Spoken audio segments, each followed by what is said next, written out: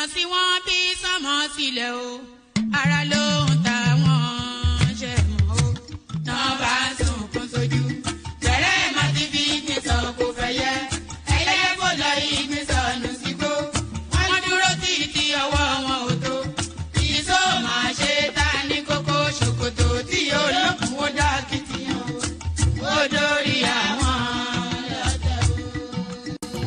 lọ́tẹ̀ o. Odori àwọn lọ́tẹ̀ o. Abọ́dori àwọn lọ́tẹ̀ o. Odori àwọn lọ́tẹ̀ o. Ọmọ iná náà mi arán síná. Orí mi dákun má ṣì mí lọ́nà o. Mo tẹ́rí bá fàdà àgbà o. Àgbà ẹ̀ foríjì ni. Ojoojúmọ́ ni mo pọ́n wọn lé. Mo ń ṣèyá sí àwọn àgbà o. Mi ò fojú tí ń rìn wọn láyé. Ọmọdé ẹ má fàgbà ṣe yẹ̀yẹ́ torí omi kọ́ tó lè ọlá ní. Ọmọdé ń bọ̀ wá dàgbà o. Màmá ń bọ̀ wá dàgbà o. Ọmọdé ń bọ̀ wá dàgbà o. Wọ́n máa ń bọ̀ wá dàgbà o. Ọmọdé ń bọ̀ wá dàgbà o. Ọmọdé ń bọ̀ wá dàgbà o. Ọmọdé ń bọ̀ wá dàgbà o. Bọ́lájú kòkòrò bá pẹran nígbó tó bá fúnra ẹ̀ pín ló dára jù o. Kọ̀wé mi á jẹ́ tàgbà o. Èyí mo rí màrò ẹ̀ka gbogbo náà ní ilé ayé. Sùúrù ní ṣẹ́gun ohun gbogbo. Ẹ má ṣèké mo ní ẹ má dalẹ̀. Ẹ má forí wórí ìkìlọ̀ ló jẹ́. Ẹ̀yin forí wórí yìí yóò ṣàbàmọ̀. Àwa ò ní ṣàbàmọ̀ láyé o. Nílé ayé o. Àwa ò ní ṣàbàmọ̀ láyé. Àwa ò ní ṣàbàmọ̀ láyé. Àwa ò ní ṣàbàmọ̀ láyé. Dẹ́bìtọ̀ rẹ̀ àtàrà ilé o. Àwa ò ní ṣàbàmọ̀ láyé. Àwa ò ní ṣàbàmọ̀ láyé. Àwa ò ní ṣàbàmọ̀. Wọ́n gbọ́ pé ọjà tán nílùú Ṣókótó. Wọ́n múra wọn sáré kẹrù sọ́kọ̀ o. Àyàn ọmọ ògbóògùn wo. Wọn ò béèrè lọ́wọ́ orí. Orí lọ́mọ mẹ́wàá lọ ìyàwó. Ohun tí ẹ wá lọ sí Ṣókótó. Ohun bẹ lápò Ṣókótó mo sọ. Àkúnlẹ̀yàn ọmọ ẹ̀dá láyé. Kò lè yí padà mo ń tẹnu mọ́ o. Olórí làlá bàrò. Orí làlá bàrò. Olórí làlá bàrò.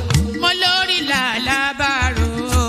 Olórí làlá bàrò. Orí mi gbé mi níjà o.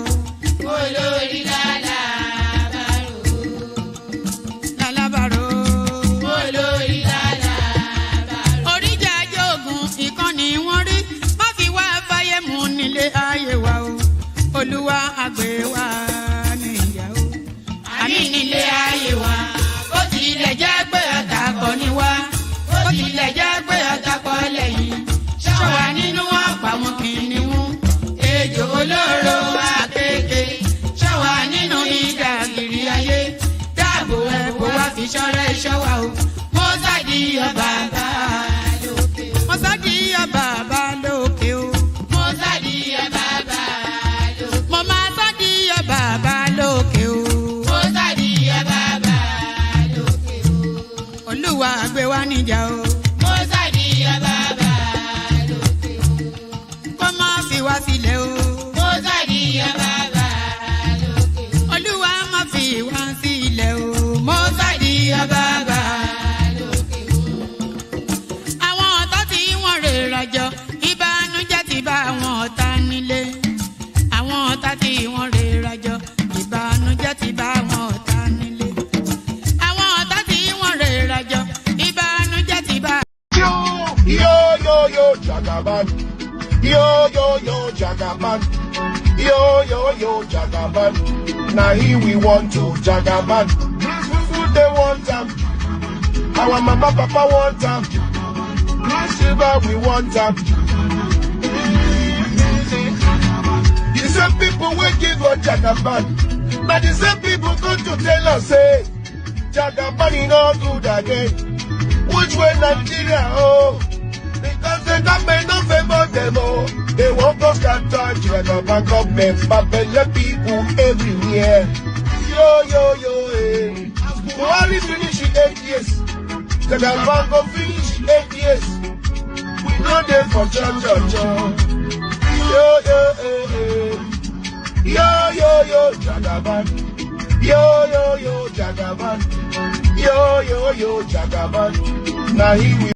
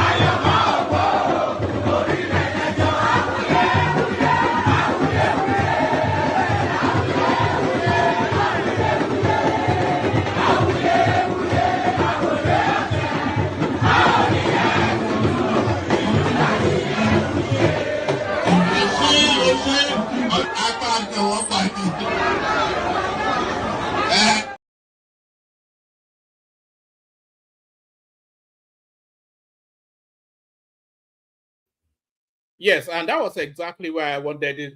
That was exactly where I wanted it to land. Ama Nowapani. So there it is. Ama Nowapani. We will beat them to Kini. We will beat them to death.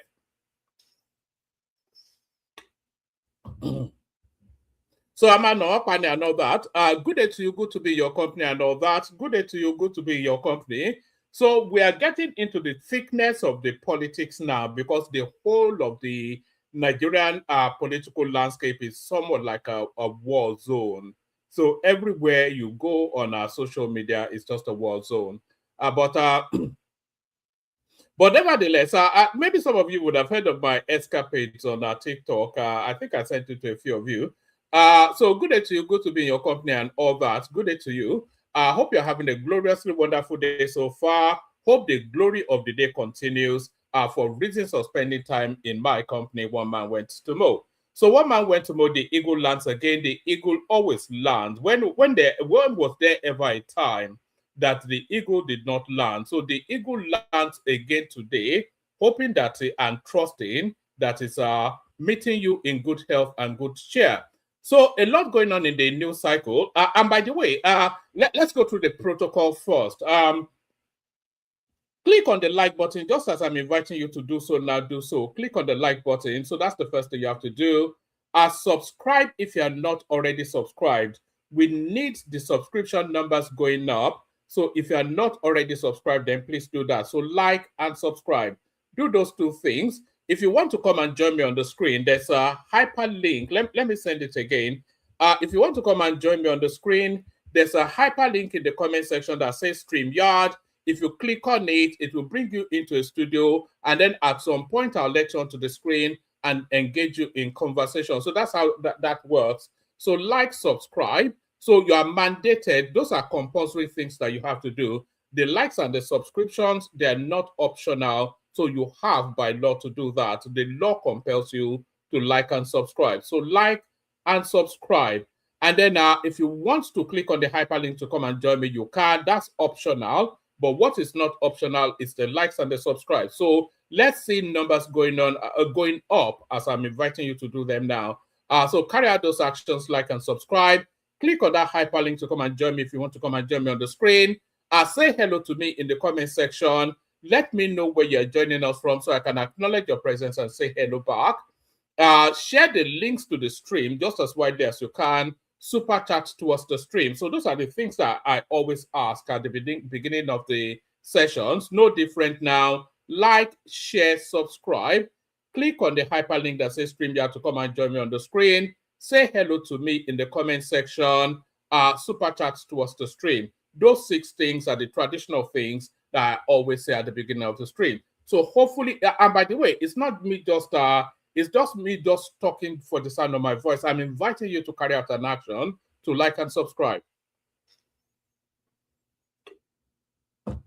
In fact, if you're just subscribing now, tell me in the comment section that I am now just subscribing so that we can give you, I think there's an applause something here, so we can applaud you. So that there's just so much going on in the news cycle. We don't even know where to begin. So do you remember this Senator Aishatu Binani? So Aishatu Binani, she has now left the ADC to join the NDC. So stay with me because you may well say, what has that got to do with anything? But it is somewhat important because it's now, let me actually put it on the screen. So it's somewhat important because it is now showing that the disquiet within, can I put that on the screen? Is that coming up on the screen? Hold on, let me put it up. Why is it not coming up on the, oh yeah, this needs to come down. Oh, all right.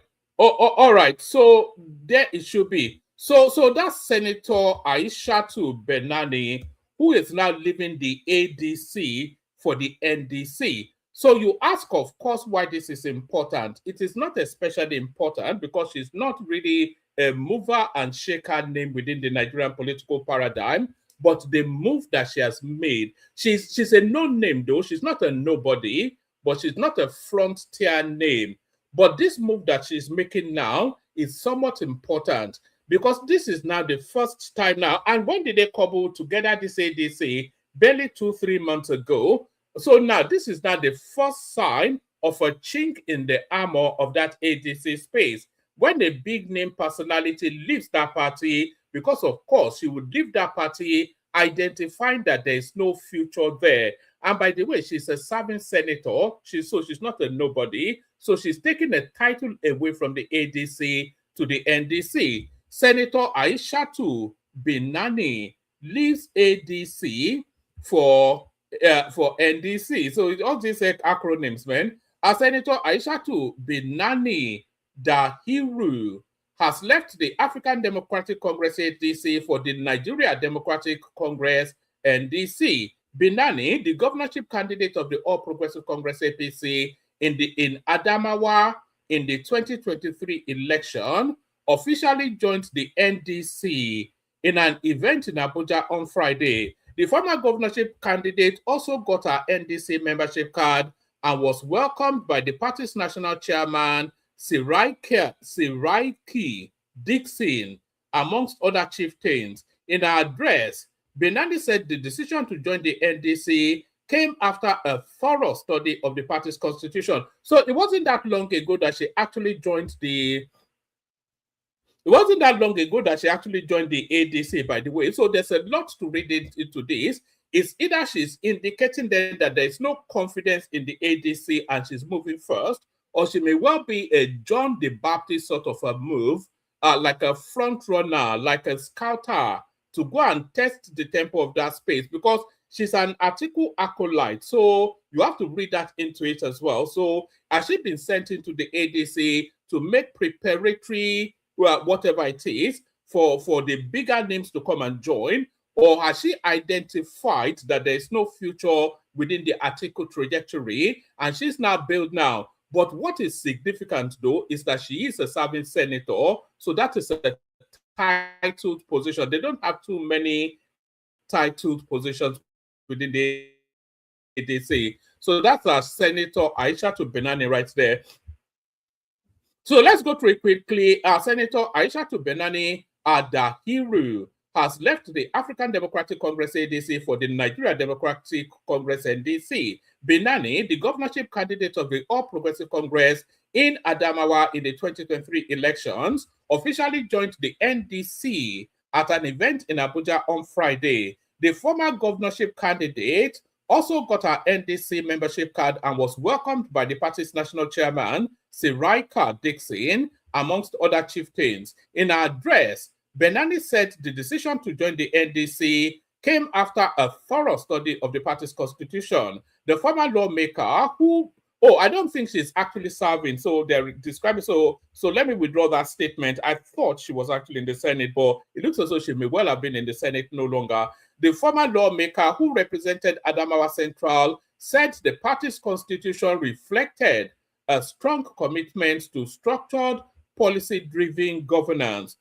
Some may point out that just 9 months ago, I was at another party. Let me say clearly that I will never condemn where I come from, Binani told the gathering in response to concerns about her leaving the ADC. Politics is dynamic and often local in nature, and decisions are made based on prevailing realities. So that is Aisha Binani right there, who is the first to jump ship in the ADC now failed experiment, we have to say. For Dixon, Binani's defection to the NDC showcases a belief in the party's vision for a new Nigeria and in a different kind of politics anchored on ideology, service, inclusion, and national development. We also used the occasion to call on Nigerian women across the country to join the NDC, a party that recognizes and values the vital role of women and youth in nation building, the Bayelsa West Senator wrote on his X handle after reception. I urge them to, so essentially that's that. I don't think there's much more to that than that. So, but it's just quite, it's quite pungent that this now first big name to leave the ADC and then to go to the NDC. So let's go on from that to this. So this one struck me somewhat. So this is the first outing of this storyline, and we await further expansion and verification of it. But it's coming out of Niger News, which is somewhat of a credible news platform. Oyo APC leaders snub Adelabu, endorse Senator Ali as consensus gubernatorial candidate. So you ask why you should care. So why you should care? So this Adelabu now, it was the Minister of Power just barely 2 weeks ago. He resigned that position to contest the Oyo State governorship, the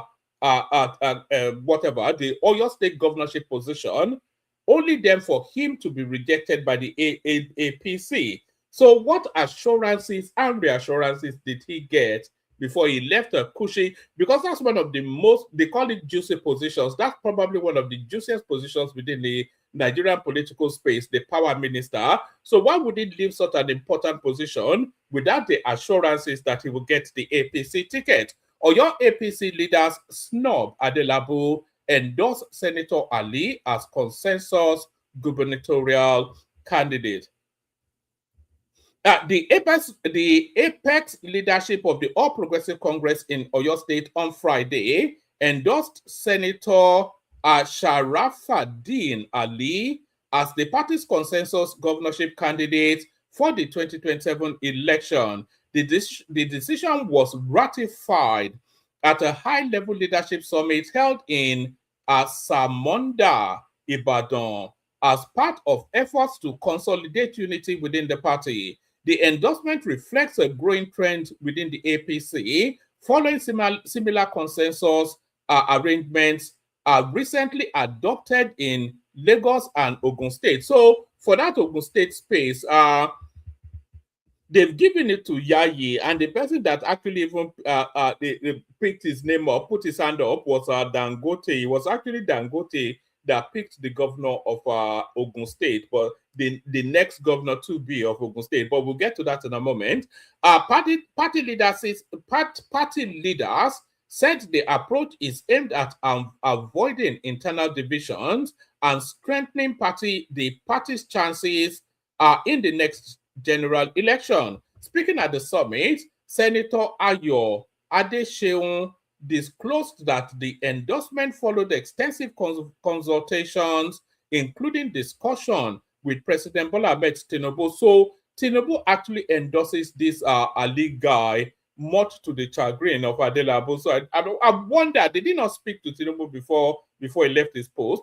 Mr. President remains the leader of our party, and his opinion on who flies the party's flag must be given due consideration. He noted that Ali had already declared his intention to contest before the consensus was reached.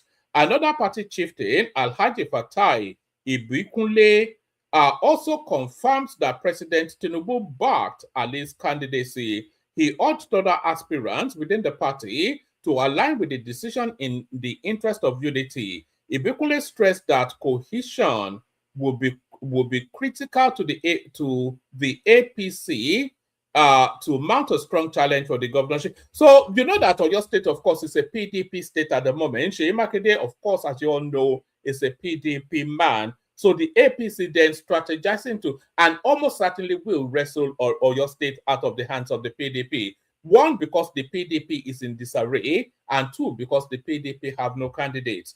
Ibikunle stressed that cohesion will be critical for the APC to mount a strong challenge in the governorship race.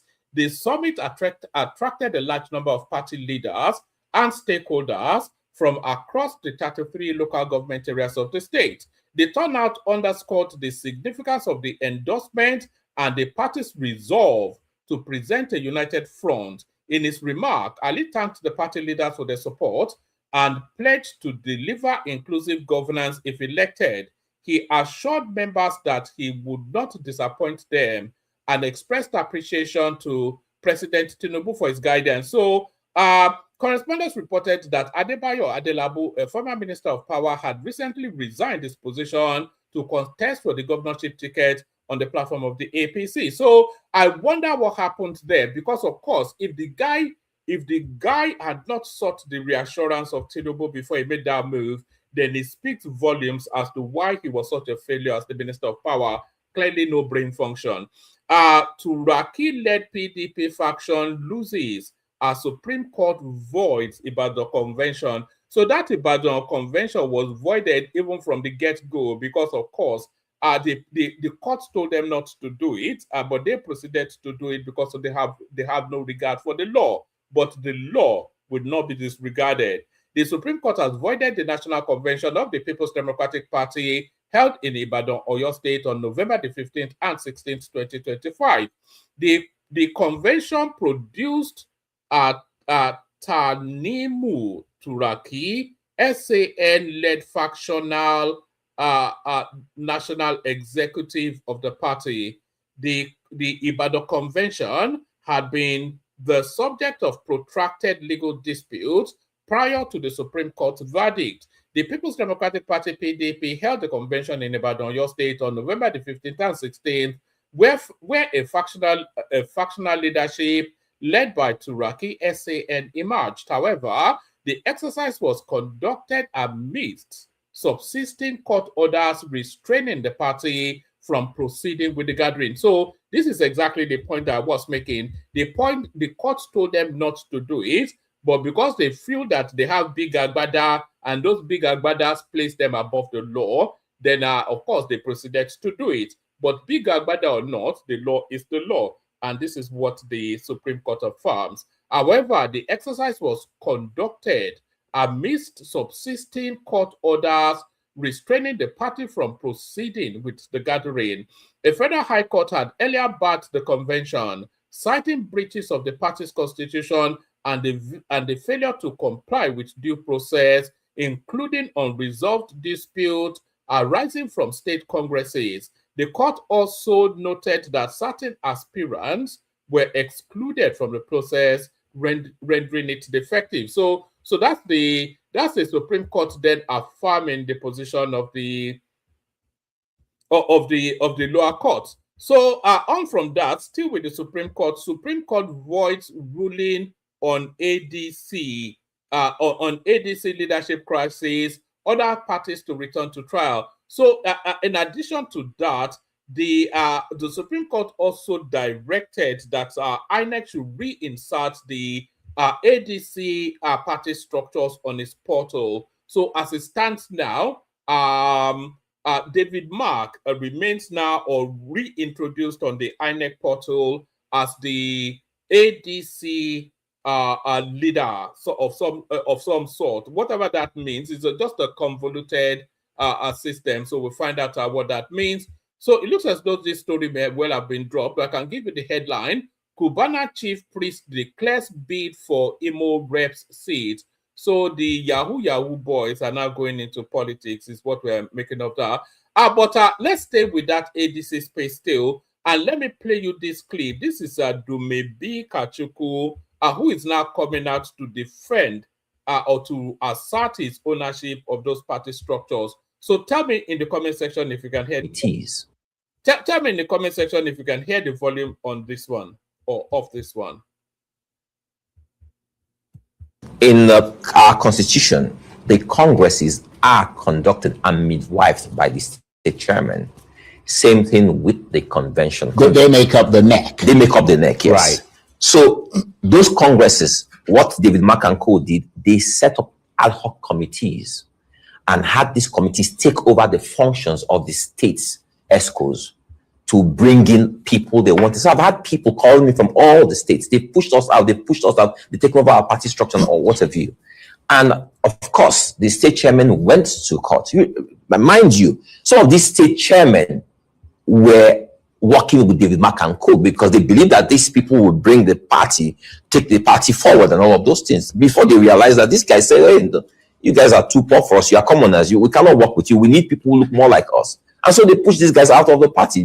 Then they realized these guys are not going to work with us. Then these guys came back to me and said, what you said was right. These guys don't mean well for the party. What do you mean push them out of the party? So you mean push them out of being at the helm of organizing these congresses rather than saying push them out of exactly. The party. So they brought in people, they organized what the judge described today as a kangaroo convention, even though they knew they were in court. In fact, on the day of the convention, they were in court that day, and the judge asked their lawyer this question: is it true that you are conducting a convention? And the lawyer said, absolutely not. On the same day they were conducting that convention, which was why the judge was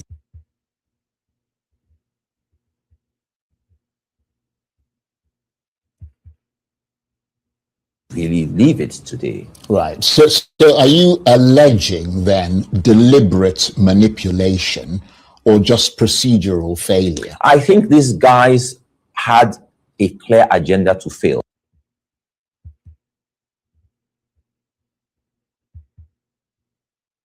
All right. So that was bogging down somewhat, but that is the real leader of the. Oh, thank you, Baba. I was wondering if people could hear it. So that's the real leader of the ADC coming out to try and ask. Well, he purports to be the real leader. He was the historic leader. That was their presidential candidate in the last cycle of elections, Dumebi Kachuku. So he's now trying to reassert his dominion over that party. So that's the never-ending saga that is the ADC. But then I say the ADC is a never-ending saga. And I also told you that Aishatu Binani has just bailed out of the party. So some of the reasons why Aishatu Binani may have bailed out of the party, may be something to do with this. So let's pick it up from here.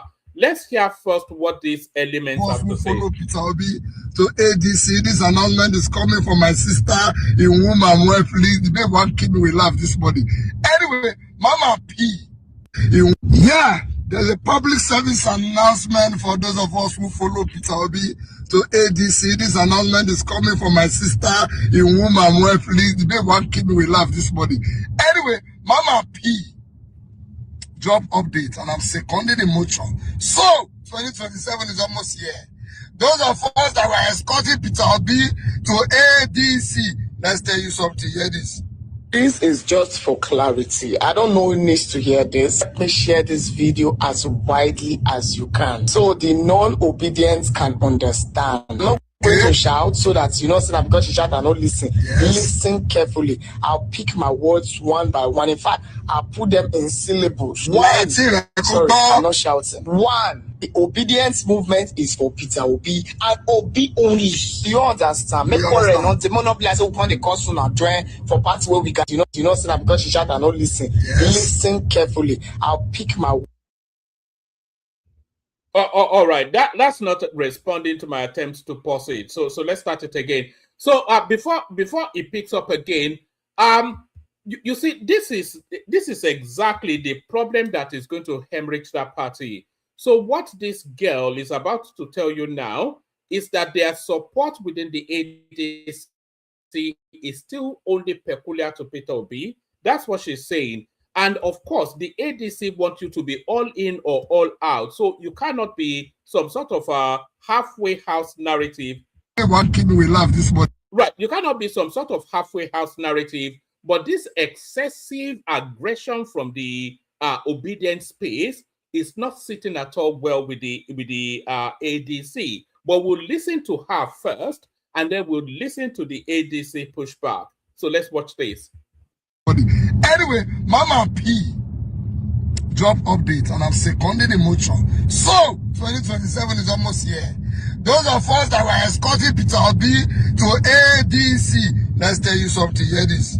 This is just for clarity. I don't know who needs to hear this. Let me share this video as widely as you can, so the non-obedient can understand. I'm not going to shout so that you know, so that because you shout and not listen. Yes. Listen carefully. I'll pick my words one by one. In fact, I'll put them in syllables. One. Sorry, I'm not shouting. One. The obedience movement is for Peter Obi and Obi only. Do you understand? Make sure not the monopoly as open the cost on join for parts where we got that D. There is no obedience for ADC. There is obedience for Peter. So that's quite clear, actually. There is no obedience. So it's a marriage of convenience or amongst extremely strange bedfellows. There is no sense of loyalty. There is no affinity to anything ADC. She's stating categorically, and I'm not sure on what authority she's speaking, because she's a voice, but she's not the lead voice of the obedience space, or even she's just an internet coin chaser, like most of us are, really. But you know, but she speaks with some authority because she has some sort of followership within that space. And what she's saying to you categorically is that the ADC is a marriage of convenience between strange bedfellows. And what she's stating without equivocation is that their support for the ADC is predicated upon Peter Obi being the flag bearer. And as soon as Peter Obi indicates that he's ready to move to pastures new, they will leave that party en masse. And that is what she's saying. So there is no doubt in what is going on now. So their Peter Obi or nothing is essentially the language that they speak. Obi, of course, if anybody comes at ADC, we will be there to mount roadblock, and that is because Obi is in ADC. Obi is the factor. Do you get? Because I did see some news. If Obi does not win the primaries, obedience will become. We are not democratic here. We are not. See, it's as straight as ice for Obi, and Obi move, we move. Like before even they reach where they go, we don't need to wait for him. If he go as fellowship partner, there with him. If he move again, go so meeting partner, there will meet him. It's a matter of I will they wait for him. We ain't loyal to no more than party. we are loyal to just our principal, which is Peter Obi, the light we see, the water we drink, the music in our studio. Yes, he's the thunder we strike. Don't play with us. We show you love is because of him. He out of the equation. War. Problem. Precious. Do you get? You get why there's no details, so more you're no boundaries. This whole stupid controversy they're tagging me to is trending on Twitter here and there. This one say any obedience that is not in ADC is obedient. It's just shut up your mouth. It's only Peter Obi that can address us. Obedience will remain in ADC even if Peter obedience will not be in ADC. The fact is, the obedience are not even in the ADC as we speak. So the obedience, they're not registered members of the ADC. Their only purpose is to vote for Peter Obi. However, their numbers are, and their numbers is not that much. Their voice is louder than their numbers. I think we all know that. But the obedience, they are not members of the ADC. They are members of a Peter Obi fanatical grouping. That is all they are. So it's not even me saying it, it's the woman, that's the girl on the screen that is saying it. The obedience are just fanatical followers of Peter Obi. That is all they have to offer. That is all they're interested in. There is no doubting because she has simplified the language for clarity. So there is no room for equivocation. As soon as Peter Obi indicates that he's moving on, which he will indicate sometime in the course of this week, we suspect. So as soon as Peter Obi indicates that he's moving on, they move with him. And that's just it. They owe nothing to the ADC. They don't give an FUCK about the ADC. If Atiku pies tomorrow, they don't give an FU, they don't give a damn. You know, so their only interest is Peter Obi. It can't be any clearer than this woman is stating it right here. If Peter is not the flag bearer, yes. Type ADC, everybody, more yours in, they're not the fear to for cash. More yours talk about ACB. The only reason obedience in ADC and ABC is because of Peter. Because don't let me bite my mouth because of idiots. Do we understand? We understand. Anybody that insults Waziri right now, for the fact that we are there in ADC, we will insult the person. Simple. Everybody in ADC will put obedience will act as a shield. But know that the only reason we are doing what we are doing is because of Peter. Yeah, I cannot take that structure from him. He ain't sharing it with no motherfucker. Do you understand? You get it? I post this video, I delete it because of the hash terms. But I just need you people to understand that it is what it is right now. ADC is trending right now because of Peter Obi. So use your tongue to count your teeth. Don't play politics with us. We are too tired for that. We are too tired for that. Thank you very much for listening. God bless. And I see some people say, anyway, that's for tomorrow. All right, so that's the position of the obedient camp. But what is the position of the ADC? Let's pick it up from here.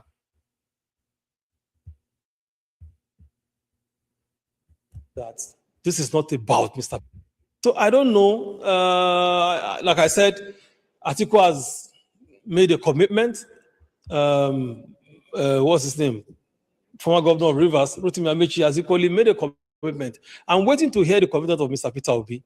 You know, and I think he needs to talk to his people, you know, because I noticed a trend, and I'm surprised that we are going back to that again. For some times it has gone down, but now we are going back to that place.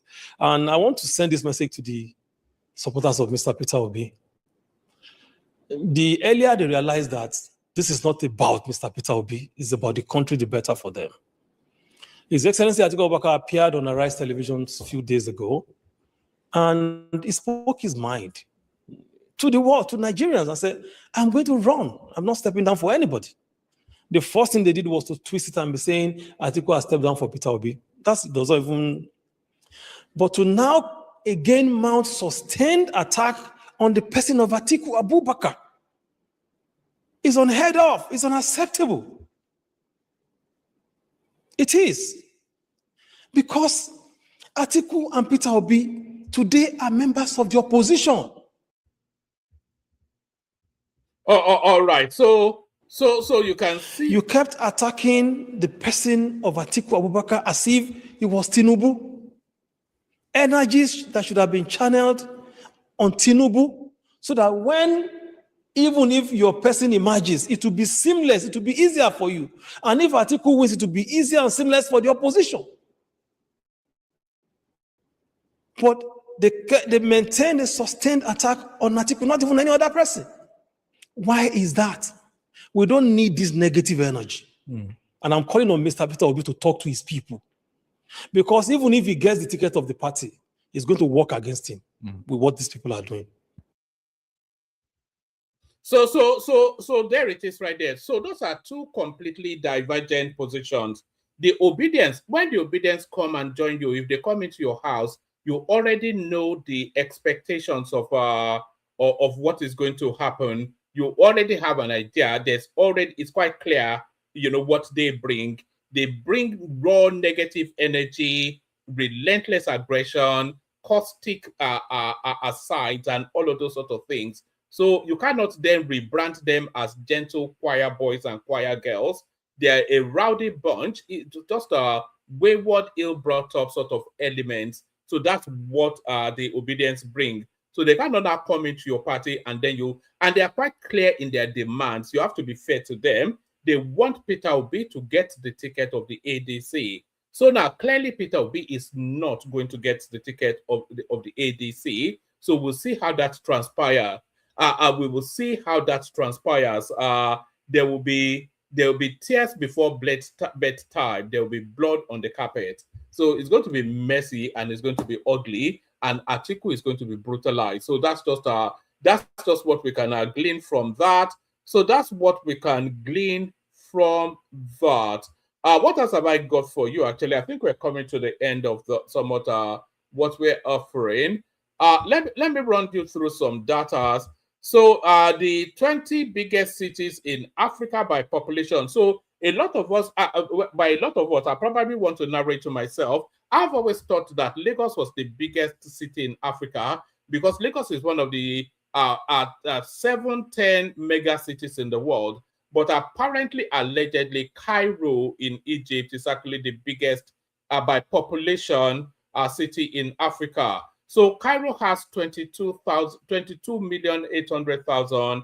Lagos has 21,300,000, and then Kinshasa in DR Congo, 18.5 million people. Luanda in Angola, 9.6, and Khartoum in Sudan, 7 million people, etc. And then the Cascades, who has the lowest? Dakar, Senegal, 4.2 billion. So Lagos is not actually the largest city in population size in Africa. It is Cairo, Egypt. So that's just a little vignette that doesn't really add anything to your life. Another vignette that doesn't really add anything to your life: countries with most African / people of African descent. So Nigeria by population size has the largest culmination of Africans. 230 million is the figure they're giving. Ethiopia, who may or may not consider themselves to be Africans, because I know the Somalians don't want to be considered, they want to be seen as Arabs, and the Ethiopians, they are of a kinship genetically with the Somalians. So maybe, but in terms of actual fact, Ethiopia has the second largest African population on the planet. But curiously, Brazil has the third largest population of Africans. So we're talking about Africans either indigenously or by diasporic experience. So countries with the most Africans / people of African descent. So that last qualifier is what qualifies Brazil with 120 million people of African descent. So it's just that data is the Brazilian one that really made me want to bring it forward. So I would never have concluded that unless I'd seen it. So now, Tinubu is not working. Tinubu is not working. Well, maybe he is. So let me show you this. So electricity, if I don't give you electricity, then don't vote for me. So this is Tinubu now moving very swiftly to fulfill that campaign promise. The Siemens Energy XYZ transformer for Okigwe substation is en route to Okigwe from Lagos after arriving from Germany. President Tinubu is not joking about providing stable electricity. So these are the building blocks of the country that we want. So these things they don't happen by magic. They happen by action. These things don't. So this is the transformer that will light up the southeast, and still they resent that man so much. So that's Tinubu lighting up Enugu State. So that's that. Top 10 African countries with weakest currencies in April 2026. So, of course, much to the chagrin of the anti-Nigeria people, the unpatriotic people who are led by tribe, Nigeria is not on the list. Our top 10 African countries with the weakest currencies in April 2026 are Sao Tome and Principe is number 1. Sierra Leone is number 2. Guinea number 3. Madagascar, Uganda, Burundi, Tanzania, Democratic Republic of Congo, Malawi, Rwanda. So Nigeria nowhere near that list. So that's their exchange rate to the dollar. Sao Tome and Principe, you get 22,200 of their currency for $1. So that's that right there. So I know that will bite some people because they will say, oh right, I did tell you that Dangote has picked. I did tell you that Dangote has picked the next governor of Ogun State, and here is Dangote picking the next governor of Ogun State. Yayi, we endorse you 100%. Africa's richest man Dangote backs Ogun APC candidate. So it is fait accompli. Once money backs you, then you can rest easy.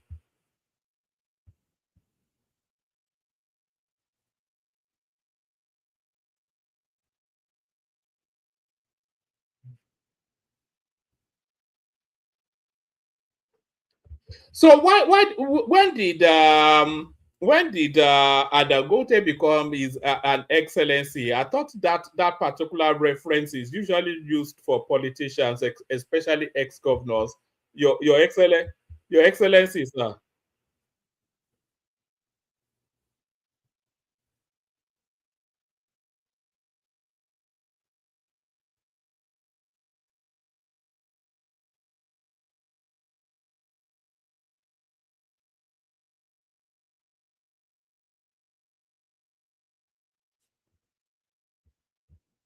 Look at that. So that's Dangote picking the next governor of what's it called, Ogun State. So I wasn't really going to play this, but a lot of you may have heard that I had a little bit of a skirmish on TikTok sometime yesterday with some rascally youth called the Jadeyoju. So let me just give you a little. Snippet of that. This was me clashing with the self-acclaimed lawyer. So let me just give you a little flavor. I think I've sent it to some of you anyway, so you should have seen it already.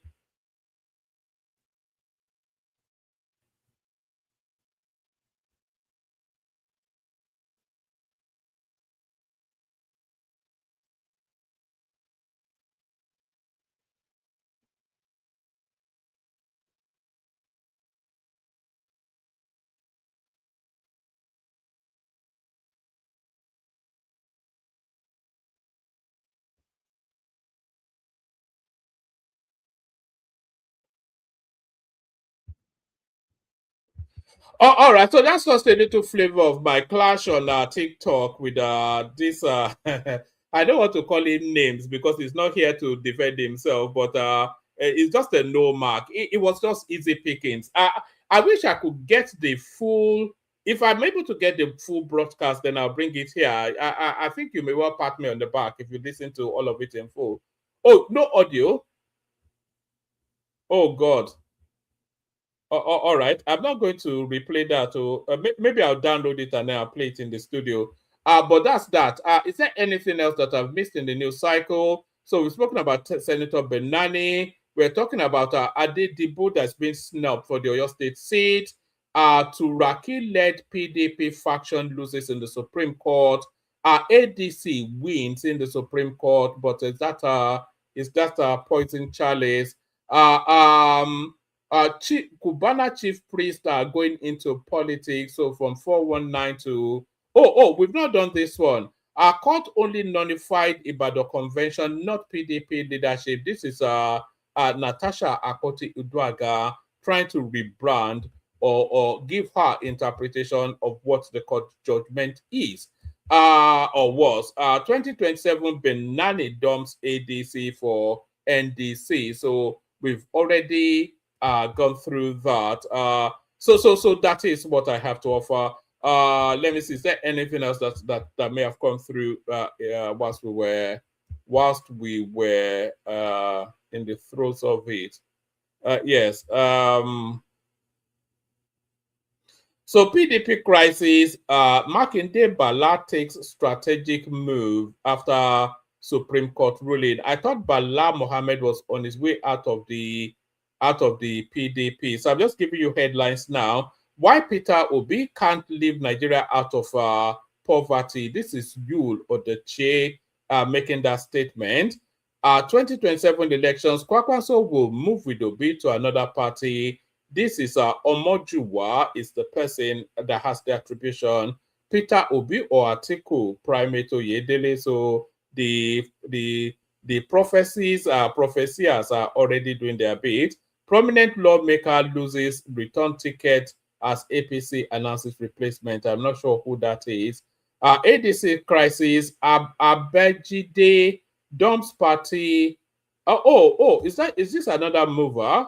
Dumps party alleges hijack by opposition coalition. Nigerian opposition parties divided within, weakened by external forces. This is attributed to an element called Ali Sabo. So a lot going on still in the news. We'll be picking it up as we're going along. Is there anything else that I did miss? Not that I can immediately. All right. Let me play you the Kegite music. The link is in the comment section. If you want to come and join, come join. We play the Kegite song, the Kegite music. And if anybody wants to join Ayo in the super chat, you can join him as well. We play the Kegite music. We see what happens after that. Only water, where they see ma.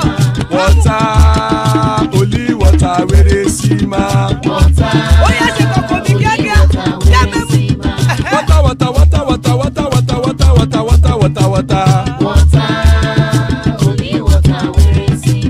Hapa o naido.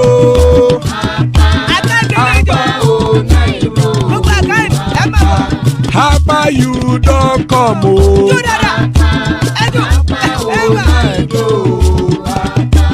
Hapa o naido.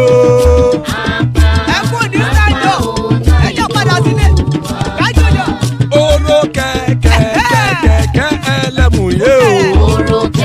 Ibe sodi ya kẹ̀kẹ́ rẹ ẹlẹ́mù rẹ o. Bobby master kẹ̀kẹ́ rẹ ẹlẹ́mù rẹ o. Chief Waila ti kẹ̀kẹ́ rẹ ẹlẹ́mù rẹ o. Eruku lẹ̀lẹ̀ ẹlẹ́mù dé.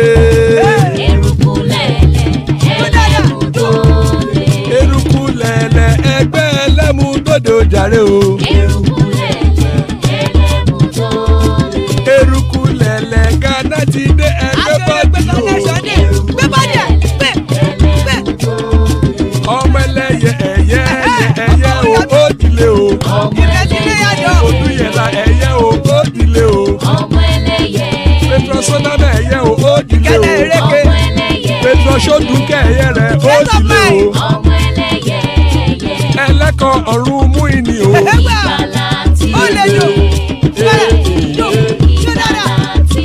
Àkùkọ ọ̀run mẹ́kọ̀.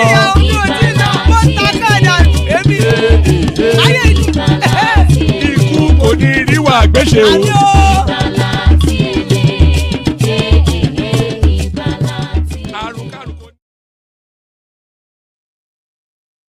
All right, and there it is. Ikuko Neru Agbeshebe, that have nothing to do with us. Before I bring on the people that have come up so far, let me play you a little vignette of my I was going to say a vignette of my contract term, but I don't quite think that's let me give you a little flavor of my battle with Deji Adeyanju on Twitter. some people felt if I flawed him, some people thought he flawed me, but it was trending on Twitter for a moment, and the review was mixed. But if you had seen the whole session, there was no doubt that I beasted him. Everybody that watched it, they were all coming into my inbox to tell me that I beasted him. But this is a clipping from it. I'm not quite sure what this sends to you, but have a little feel of this. My battle with Deji Adeyanju on TikTok.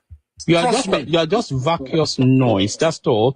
You're just a mini me or more yellow. So that's just the Robin to a Batman. So don't worry. Thankfully, I'm not nameless. I'm not faceless, and I'm not. I have so much attached to my name. Not thankfully. Regrettably, you are not. Thankfully. Regrettably, you are not. You because are nameless, for all you contribute to anything, faceless. You might as well be nameless and shameless.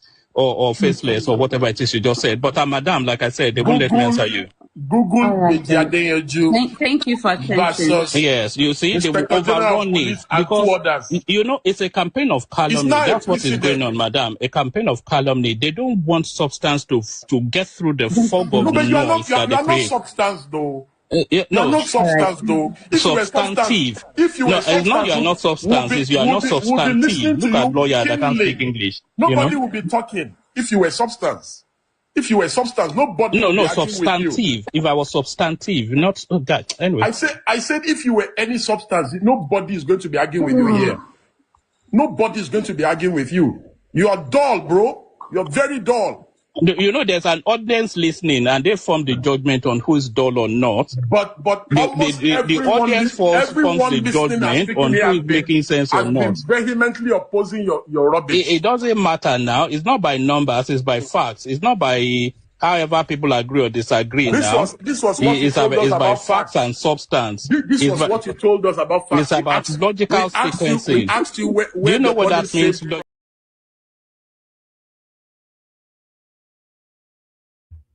All right, so that went on for a good 30-40 minutes before I decided to leave. But it was quite intense actually. But I held them down. I wish TikTok kept recordings of these things. Where I think somebody caught it in the moment and they put it out on Twitter. But it was quite epic actually. It was a fight to finish. It was me versus 9 obedience and of course, always outnumbered, never outgunned, or you are laughing and all that. But joining us is Baba. So always a delight when Baba is here. Good to see you, Baba. Zita, of course. So all the champion voices assembled. There's Bishop right there, still another champion voice. And your favorite voice and mine are Larry in the house. So Larry takes a moment from his empire building to come and spend time with us. So anybody else that wants to come up. And there's Simba right there, who is also a sailor, a doctor and a sailor. Simba the sailor. If you know what that means, so then I can pretty much guess your age, Simba the sailor. So yeah, those are the assembled so far. So ladies and gentlemen, let's do 5 minutes whip round. Everybody speaks quickly. We go with the order on the screen. Kick it off with Baba, Zita, etc., etc. So Baba, floor is yours. Sorry, woman. Before I think I met Bishop here. If he's ready and available, can he come up? Bishop, are you there? Baba, this floor is yours. I don't know whether I'm audible because I'm on the way. You are audible. We can hear you clearly. No, Baba, let me come after you with all humility. I will come after you. Thank you, sir. Okay, I appreciate. Thank you so very much. A very good evening to you, one man, and happy Workers' Day to you especially, and to my co-panelists. My favorites are there, do very few in the commentariat. Ayo, the joy of the platform, I see you. Welcome, happy weekend. Mari Peace, and very obedient Maduobu Shukuche is here, and our delectable Chichi, and Alaji Adano Momoni from city of Mecca, and a host of others. Badu, I think you're here too. And let's come to our esteemed viewers, the people that people our viewership. How are you today? Happy weekend to you and happy Workers' Day. Have you clicked the like button? And most importantly, have you subscribed? If you haven't done the two, that's a disservice to your good self and the platform. Please do so right away. And don't forget to possibly share if you can do so too. Thank you very much. Yes, one man.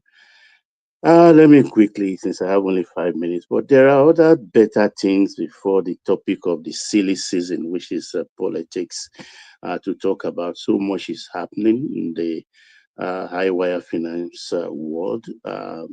UAE left OPEC today officially.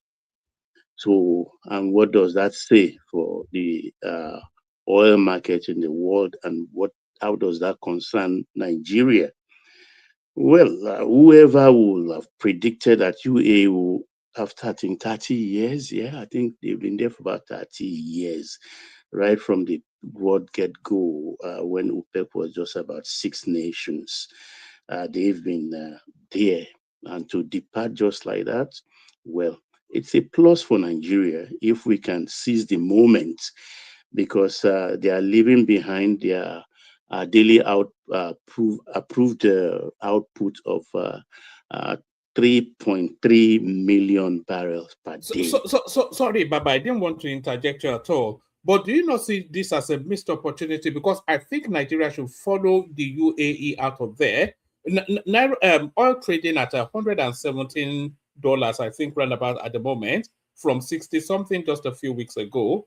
So this is an opportunity for real harvest. Why don't we just leave?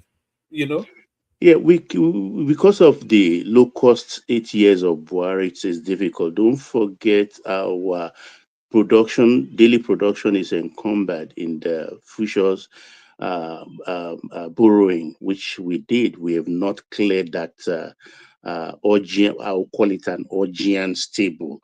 Though some literature people may query that term, but we are not. It's not Uhuru yet. We are not out of the woods there. We are still. They are still picking our oil for peanuts upon what Buhari borrowed, and nobody is talking about it till today. It fell on the lot of Tinubu, unfortunately, to be honorable, and of course, follow up on that contract. So it is not ideal for us with that encumbrance to go solo. Again, we will just muddy the water and enjoy ourselves. But the good news is, as of today, we're doing 1.7 million barrels, which is good, but it's not stable. It's a yo-yo affair. But the 3 million available now will have to be distributed across the rest of the membership of OPEC. And I think rightfully we should lobby to pick a big chunk of that, so that at least maybe 500 more if they can give us. And I think Ashiwaju has positioned himself and put himself in the good graces of Saudi Arabia, and they will back us. If we can get just 500 out of that, 1/6 of that to ourselves, we corner it, that will bring our production level to about 2.2. And that is something we can achieve easily, because Dangote already is on board now. And I think what's his name? What's that energy company now owned by Elumelu? Health Energy. They are doing well too, and they're improving their production. So if the ultra deep water and deep waters come on board, I think we can buy, maybe in a year's time or in 10 months' time, we could be able to do 2.2, and that will help a lot. That will help a lot. But it will be a good case study, actually, to see how UAE manages their solo effort in the private market, because now they have to go look for contract to sell their oil.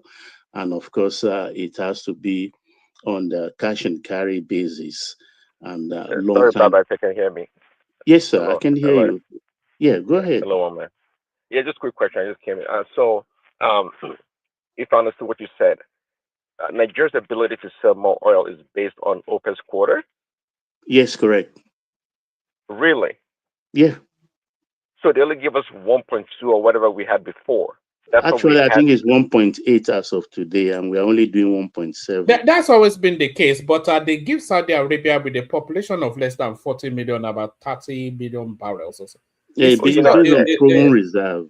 That's why it scrambles my brain. Okay, I thought because we didn't have the ability to produce more, that's why we are so incompetent at producing more oil. That's why we couldn't do more. Not because of OPEC's quarter rather.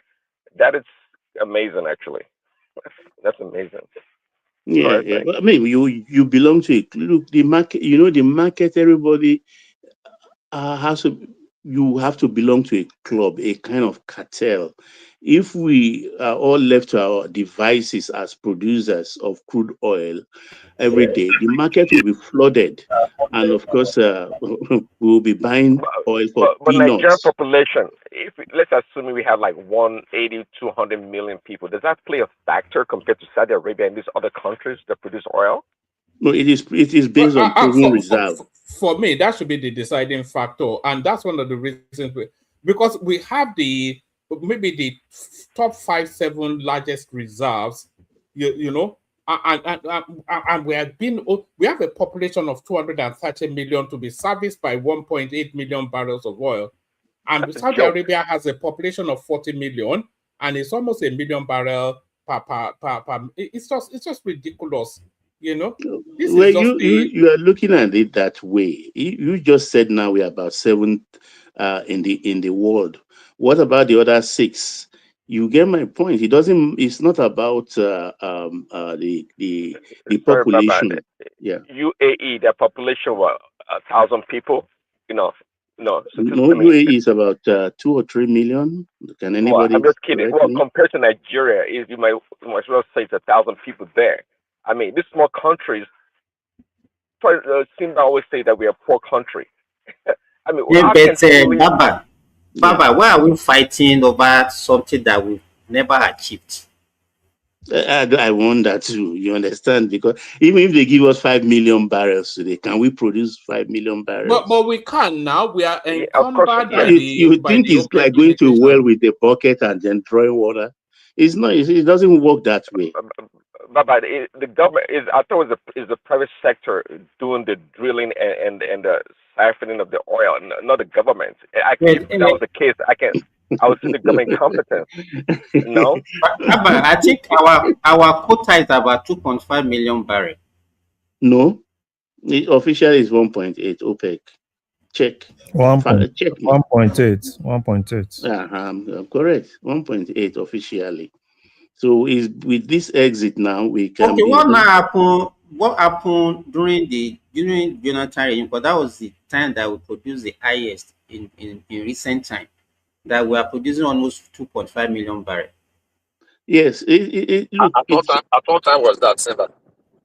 During Jonathan regime. During Jonathan, we are producing about 2.2. Yeah. We are producing about 2.2. Then that was our. That's why it's not stable. It depends on the season, you understand, and the politics of that period. That's what determines exactly how much they produce. Because a lot of factors. A lot of factors. If we overproduce, let me say this, Baba. A lot of.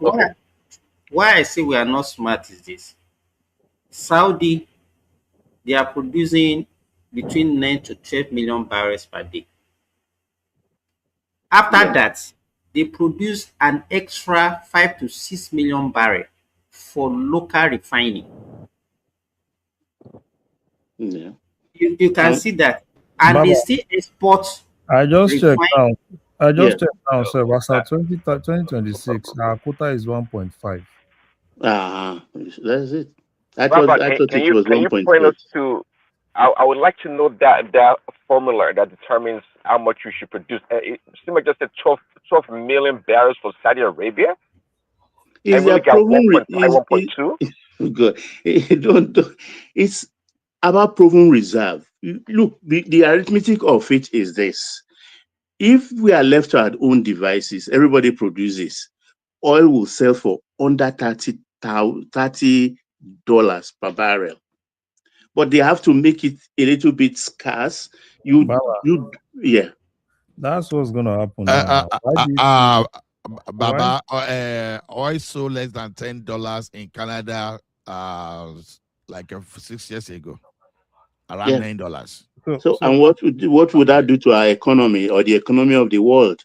The world will be awash with oil, and it will be useless. Yeah. That's exactly what's gonna happen. Saudi for now, right? Saudi needs to be aggressive as much as they could, because the Iran war really eats. I said Saudi, UAE. I beg your pardon.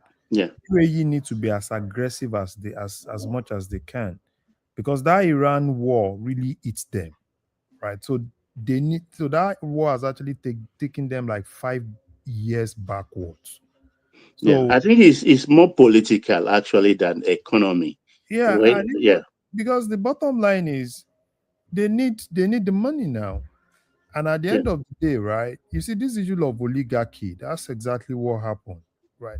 For Nigeria, if Nigeria should just relax, right? Now they're giving you a quota of 1.5. We are just doing around 1.35. So what's the essence? Even if we go get we upgrade up to 1.7 recently. No, Baba. Well, as the normal official quota is 1.35. Yeah. But our production for March was 1.7. The average was 1.7 for the whole month. Including condensate, though. They put the condensate. What's that thing called? But okay, I didn't correct. I didn't put including condensate. Yeah. So okay, pardon me for that. Including condensate 1.7. Yeah. So the official quota in terms of what we are meeting up for crude oil alone. Yeah, it's around 1.35. Yeah. Okay, I didn't put condensate. Baba, to your point earlier, see, if we have a free flow of oil in the market, and even a barrel of oil goes down to $10, $20 a barrel, that is fine. What I see there, it's a growth in the economy, meaning that there'll be cheap energy for our agriculture and other sectors, so we can develop those sectors rather than waiting on but Nigeria needs we need who will be your buyers? We need it for foreign exchange. You need buyers. Yeah, well, if the price drops that low, and the power of OPEC is not really existing anymore, so it's an open market, so to speak, then we can sell at whatever price people want to buy. Okay, and if that happens, Prince Daddy, I understand where you're coming from. You're just talking as an ordinary person. See, let me tell you something, right? It's counterproductive, because if there's no regulation in that market, you understand what I'm saying? People, you will even give out your oil free. Exactly, and also we need the money. Well, again, to my point. I think it's making us lazy and not being creative. That's what I see here. After all, this oil business is not really driving an economy at the rate at which we need to develop anyway. You do not have any economy. You will not have you do not have any. Nigeria today, if there's a crash in that market, Nigeria is going down. Forget anything. Even if the price falls, because our budget that is the problem. We've been like a single source revenue making country, and which is quite poor for a country that has so much resources and human capital. So look, about 9 months. Wait, about a year ago, Angola departed OPEC too, but they are suffering today. If not for Dangote is buying some of their oil today. And I'm sure it's at a discount rate. There will always be a short-term pain in such moves anyways. Can Nigeria stand short-term pain additionally? I'm not even talking about right now. If something we had embarked on like 20, 30 years ago, we have a different, picture of our economy, really. I think we would. We're going to have different, maybe agriculture probably be leading. We have a strong economy, a strong country. Prince Daddy, Russia is the second largest oil producer. They are not part of OPEC. Where is Russia today? They are finding it difficult with the sanctions going on.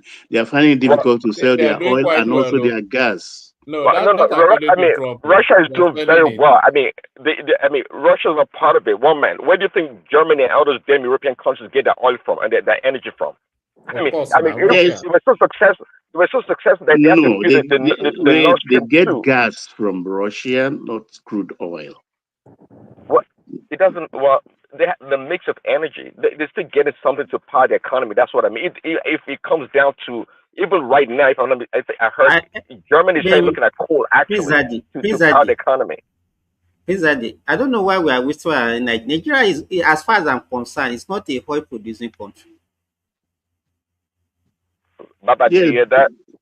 Yeah, based on our population and everything, Ghana, we are more of a gas nation. No, Baba, let me say this: Ghana produce more oil than Nigeria. Do you agree? No. And let me say, I know. They are under 200 barrels a day. 200 barrels a day. Papa, hold on for him. I think he's talking per capita. I'm talking. Okay, look at our population. We are doing 1.3 million barrel. Ghana, with their population, they are doing 200 to 50,000 barrel per day. Yeah. If you look at it, population by population, Ghana produce more oil per population than Nigeria. Well, that's another arithmetic entirely. No, you know the problem. I think the problem that we have in that country is that actually we don't even understand the state of that nation. We don't understand. Everybody will just be talking. Nigeria is producing oil. We are comparing ourselves with Saudi Arabia. No, wait now. Have you not been listening to people that will say, "Oh, in Saudi Arabia"? It's ignorance. A lot of ignorance. There's a lot of. Let me tell you, there's a lot of ignoramus on online. The only thing they understand is just to speak English. There's no substance in whatever they talk about. Simba. Yes. So you talked about Ghana, right? So how did you get Ghana's quota? Because Ghana is not a member of OPEC now. I'm not talking about what they. No, but I know definitely it's about less than 200,000 most times for Ghana. Because our people are players in that market. So let me quickly go to my next because I've taken time now. Even now with the oil price, Baba. Yeah. What percentage of our oil is already on forward sales that we are not even making anything from? That's according to Taiwo Oyedele, only 200,000, because it came out a couple of days ago, only 200,000 barrels actually goes to the country. The rest of it is... No, he said 200,000. He said 200. Yeah, that's what I said, 200,000. The rest of it is encumbered. Buhari, and you know what they will do, one man. You will now see politicians, even the so-called economists, they will just be calculating, oh, we are producing this, and then this 117 barrel per day, this. We are not making, in fact, in the last, let me say, from 2019 till date, all those facts that you are seeing that they are sharing is not from oil. No, it's from exports. It's not from oil.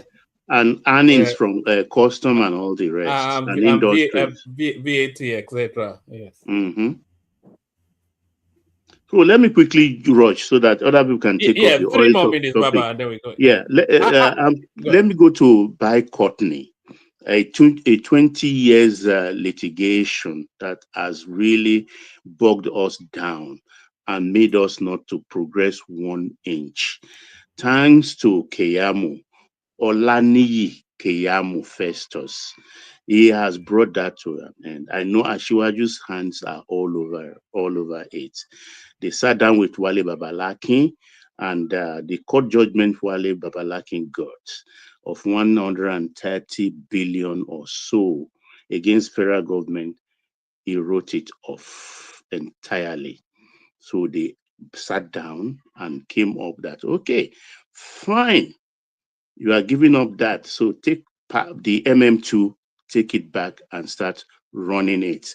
And they threw in the regional flights also. So the regional flights will be always taking off and landing in MM2. And that hotel project you see along MM2 that has been abandoned for years, as now they've given him 2 years to complete it totally. And then part of the old contract, he foolishly signed. Our Baba, who says he's expert, he's done all the best thing for Nigeria. You open your eyes. Let me just drop this point, please. You open your eyes and sign that by no states at a certain radius will develop airport only if by Courtney wishes it. You signed it and you say you're expert. Hey, Larry, come in, please. No. I'm just talking about what that Baba did, though. That Baba is very wicked, though. I mean, people just say Obasanjo is very, very wicked. Imagine signing up that airport to Babalakin 35 years and also giving him the exclusive right to build the airport. Abba, that man. No, let them be. You see, that's why I choose to stay here despite Baba, all the insults. Ola is here. Larry, Ola is here. No, sincerely, that man, that Baba will not make heaven. Because that Baba literally killed that country. They will say it's the best, He killed power sector. He killed everything. A lot of people are not seeing his fingerprint all over power sector. No, they don't want to see anything. Southwest now. That Baba bought almost everything in Southwest within the power sector aspect. They should go and ask Adenuga when Adenuga went into exile. That Baba is one of the problem of that country. I don't know why Tinubu is not facing that Baba out. If they want power in Nigeria today, Tinubu needs to face Baba Obasanjo out of power sector. If he wants power to be stable, that man is one of the problem of that country now. They don't know. They don't know. But that's one of the reasons I stay put here despite the insults, that I will record my voice for history so that people who are discerning, people who will choose to later with sober mind, just like the way my own generation reflected on the 1979 election years later and concluded fairly that Shagari won that election. Despite all our dissing MPN then and things like that. I hope they will come to that realization because we've been done dirty. Shagari won or Awolowo won? Shagari won that election. Shagari won. Shagari won. Forget what we were saying then and all the trouble and everything. Shagari won. It's just like Obi claim. It's just like exactly. We did it our own way. You understand? Why is Timba playing devil's advocate? You know that Shagari won. So why are you not trying to just put something in Baba's mouth? We've said it. Abi, welcome. I miss you. Or AB rather. Baba, I miss you. Baba, can you allow me to say something about that by Courtney issue? Yeah, please go ahead. You know, all right. Say it, and then Baba land, and then we'll move it on. Yeah. Okay. Are you aware that Lagos Ibadan Expressway was about to be concession to him that time? They did not. That was about to. They did. Was concession now. It was. You don't know what's going on. So if I open my mouth, you know what actually happened. In fact, it was a landmark agreement, and it will improve our aviation industry. You know, in 2009, you know, they said that they made 132 billion from MM1. And that was what actually Babalakin took to court that he was claiming. And that thing has now stalled every development in our aviation industry from then to now. Now, that 132 billion, I think he has written it off. Yeah, he did.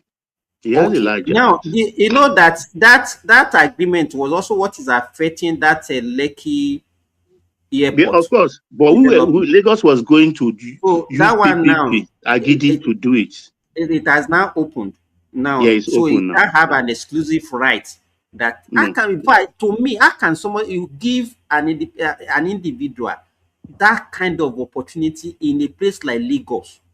That Not you even said that minding nobody. national security, not even minding national security, and somebody saying that Baba is not a devil. Philly, Larry, just Baba, leave. in our local airport, we have MM1, MM2. He Yeah. was also claim to that MM1 also. So, but that one too, he has forfeited. He said, "Oh, okay, federal government can be operating the MM1." So, that hotel is a nice soil. If you see the location and the way they abandoned that project, I think they now gave him 12 months or so to 2 years, 24 months to complete it. I think if he completed it will beautify that place a lot. Yeah, And because it's an eyesore. It's been an eyesore for decades now. Actually, we are not being very served. But I'm the glad. problem is, Baba, the problem is that most people doesn't understand, as I said earlier, the state of that country. Everybody just talking, hey, being power. They don't understand the rudiment, the rot in that country. What brought that us somebody to is our trying. knees? One man, let me say this. You didn't do a good job against Adeyanju. Believe me, you fumble, seriously. Hold on. Did you watch it fully or did you just see it? I watch it. I listened to what you posted now. Why were you talking about Ethiopia? No. Hold on. Hold on. You missed the content. I know why you spoke about Ethiopia. Can you hold on? Just hold on, please. Did you watch it on TikTok or you just saw what was floating around? It's what you posted. I didn't watch it. Then you don't get the fullness of it. Why did you post where they dealt with you? I didn't watch everything. Did you watch it on TikTok, Larry? Yeah, I watched it. Okay, how did I do? No, the thing is this: in a situation like that, they won't give you that space to explain.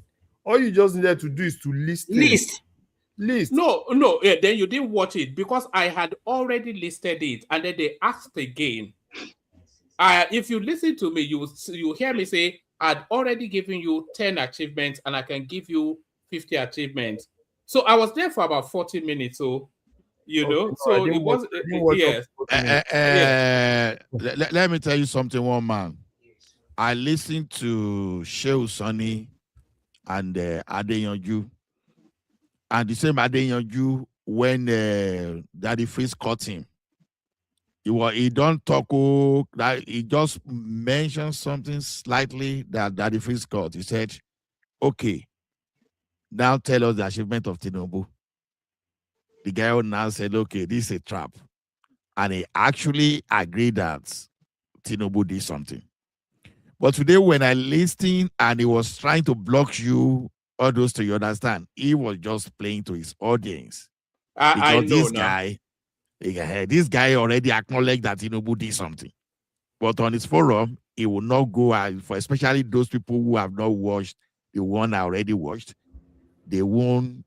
That wasn't even the point, because it's just a standalone. It's not the antecedent of his position.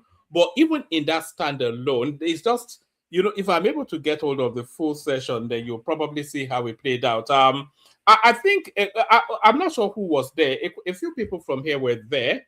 All of TikTok was applauding me now that I floored him. But that little snippet, I'm not quite sure how that played out. But I'd already given them 10, and then that other lady then said, "Oh, they were blocking you. Can you release the 10?" And I was trying to release the 10, but the guy was trying to shuffle me. It was his platform anyway. So, but anyway, really damaging. That part that you caught is not in your favor. It's not that people are not paying attention. No, I didn't cut it. Now it's a public space. When a lawyer was misapplying vocabulary and me, I don't laugh tired. No, I was just looking for a window to dig at him, so I used that. Of course, yeah. Okay, let me conclude now with one man a bad person anyway. With one man didn't do bad anyway.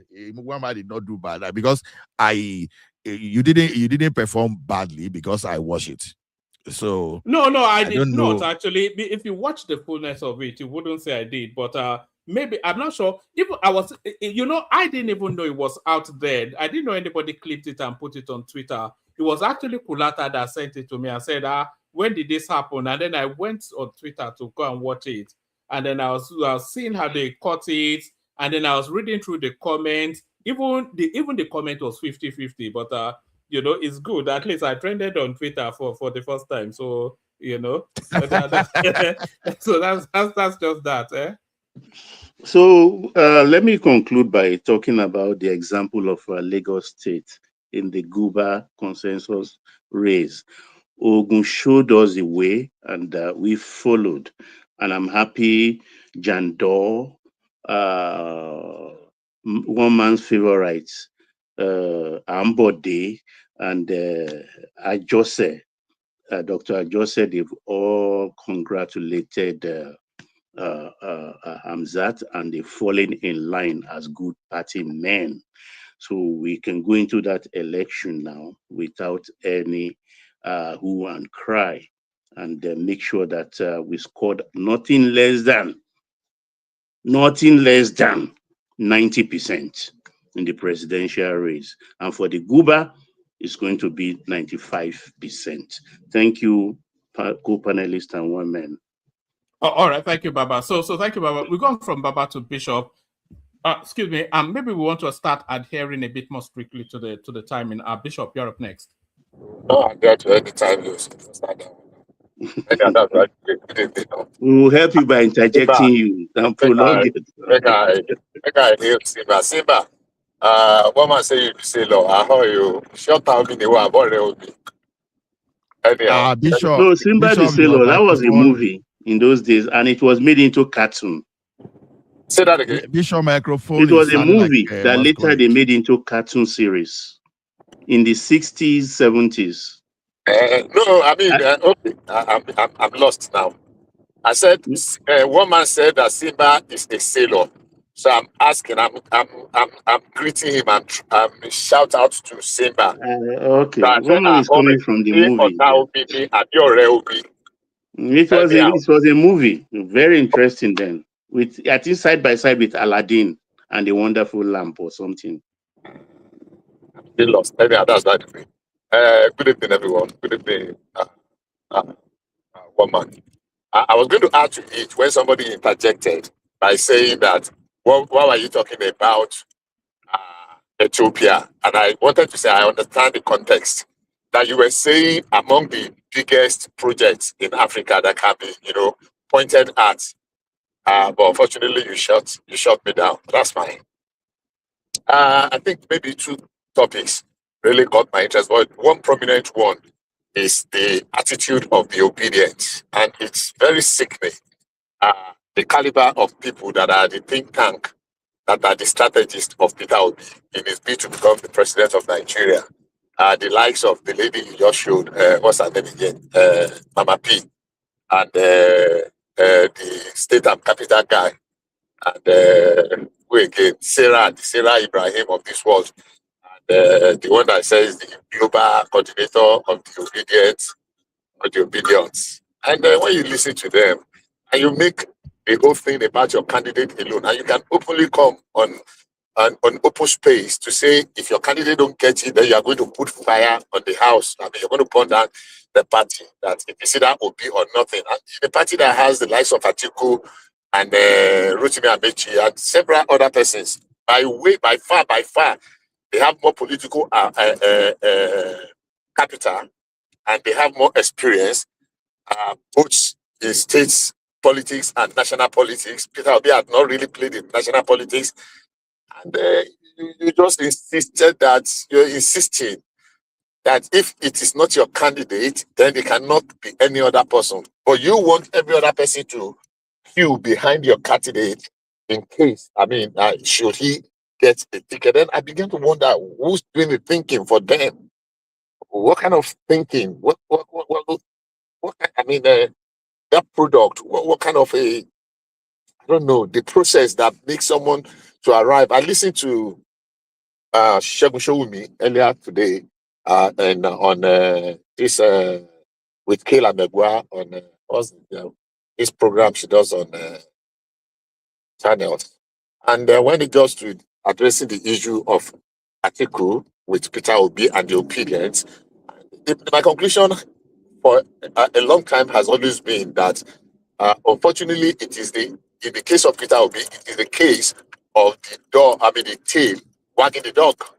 Because Peter Obi, like we have already concluded here, a long time ago, is not in charge of even the obedience. He's even afraid to take a decision or to make pronouncement or statement that is against, by any age, against his followers. So he's like his head to the extent that he does not want to do anything that will offend any of his followers. And I began to wonder, is that a leader? Is that the kind of leader that wants to rule Nigeria? Is that the kind of leader that's aiming? And I think it's a stain on our nationhood that kind of a character is really aspiring to be the president of Nigeria. But he's not in charge at all. And Wole Soyinka was very right and apt in this interview when he said that Peter Obi, that right there before him, when he was, trying to, he wants to do everything to please everybody. And it shows that he does not really have a mind of his own. And it's very painful. So good luck to them. But one thing they are successfully done, and they've been doing, and they will continue to do, is that they are making Peter Obi to be completely unelectable. His best shot was what he had in 2023. And they will meet their match in the articulate, or what do you call them, and other people. Because if it is just about Peter Obi alone and not any other person, then definitely there's no way that those other people will want to go kill all behind him. We are waiting to see the platform he's going to use. Obviously, the ADC platform is already out of the equations, out of the calculation now. So let's wait and see. On the issue of the OPEC that you guys were discussing, I used to say, is anybody hearing me? We can hear you loud and clear. Carry on. Bishop, carry on. We can hear you. It's so silent. I was wondering. Yes. Thank you, sir. We are listening with rapt attention. Go ahead. People used to say that we are an oil-rich nation. I used to say we are oil-poor nation. And all the factors and the indices are just there to show that we are a very poor nation oil-wise. I mean, I on this platform sometimes ago, I was giving an analysis that, look, in 1973, we were already doing, when our population was under 60 million, we were doing 2.5 million barrels. And 50 years after, we are still struggling to do 2 million. And when what Babati was saying earlier on, if we just let everybody produce, they will outproduce Nigeria. And unfortunately, the production cost of Nigeria is one of the highest in the world. That's per barrel. Our production cost, at some point, you will even discover that it costs more to produce 1 barrel of oil than what we're going to sell. So we'll be at negative if you're not very careful. So we will use it to drink Gary then. Well, unfortunately, you cannot even afford short-ins because there's a limit to how much short-ins that we can actually get. Because the challenges we face is the insecurity, oil theft, then the high production cost, which makes a lot of the big players it happens during COVID now. It was, I think, we are selling at a negative loss. Because you cannot afford to shut down all your wells. So you are just producing just for people to come and evacuate. Because if you shut down, to reviving the wells is another complete headache. It's not going to be as easy as what I do. So the issue of oil is very delicate. But one thing we need to understand is that we are not an oil-rich nation. Per capita or by everything, by the cost, but how much that is accruing to us, a country of 200 plus million people, struggling to do 1.8 million barrels, including condensates, and a lot of it have already been encumbered by loans that we have gotten. And we're using the loans to pay fuel subsidy, and we have ministers that served under that government coming out today to say where is the savings from oil when they know we really did not have the money. We were actually borrowing to pay those subsidies, but they are dumping, pontificating everywhere, junketing, saying where is the money? They are somebody like Amaechi is saying that they are Bishop, sending the money. let me ask you, why do people normally ask that question? No, it's just to sound wicked, to show But that even Deji asked one man the same question. Sorry, Papa. Deji When they asked ask one that man the question, same question in that session. one man couldn't answer. He asked, and I wonder why everybody is asking that question. It's strange. What do you mean one man couldn't answer? Question. No, sorry, let me play it again in full. They did not allow me the window to respond. What do you mean one man couldn't answer? Yeah, they do not allow you What did he anyhow. go there to do in the first place? I listened to the sniper. They did not. So unfortunately, there are lots of decisions that have been taken in the time past that are really affecting us, and we are paying for them very dearly now. But I want to believe that we are taking the right step, and we are on the right trajectory. People saying that, everything about macroeconomics. I listened to Professor Osumbo today, the man that was kicked out of Edo government house for stealing an election, coming to compare, talking about Lee Kuan Yew. And he thought he was making very strange. They come up with these things and they lap it up. That noisy neighbors of ours calling themselves obedient on cyberspace because they indulge in cyber thuggery. They think they have the voice. They are not numbered people. I mean, we all know these things. They buy followership. Most of these voices, they have 1 million followers. They buy most of them. It's very shocking. The quality of our public discourse, especially when it comes to the issue of governance and policies, that endures. So everybody wants to come and criticize the government policy, the reform, and they think that reform is something that you like rice or like Indomie that you put on a microwave or in 2 minutes and you're ready to eat your dinner. It's not. And people making an example of Lee Kuan Yew, it was like I should just jump in the middle. Ask Lee Kuan Yew, ask the man, how long did it take Lee Kuan Yew to be able to secure the turnaround? What was the population of his country at that time? The reforms that you will do 50 years ago and it will go seamlessly. You can try it now. And the size of the country. And how many ethnic groups involved? Exactly. A lot of factors. There are numbers of factors that are, and everybody come on television and you just want to play to the gallery. And both the interviewer and the interviewee just seems to be, playing in the same league. I mean, they will throw something up, throw figures up. You're not going to fact check. You're not going to throw back.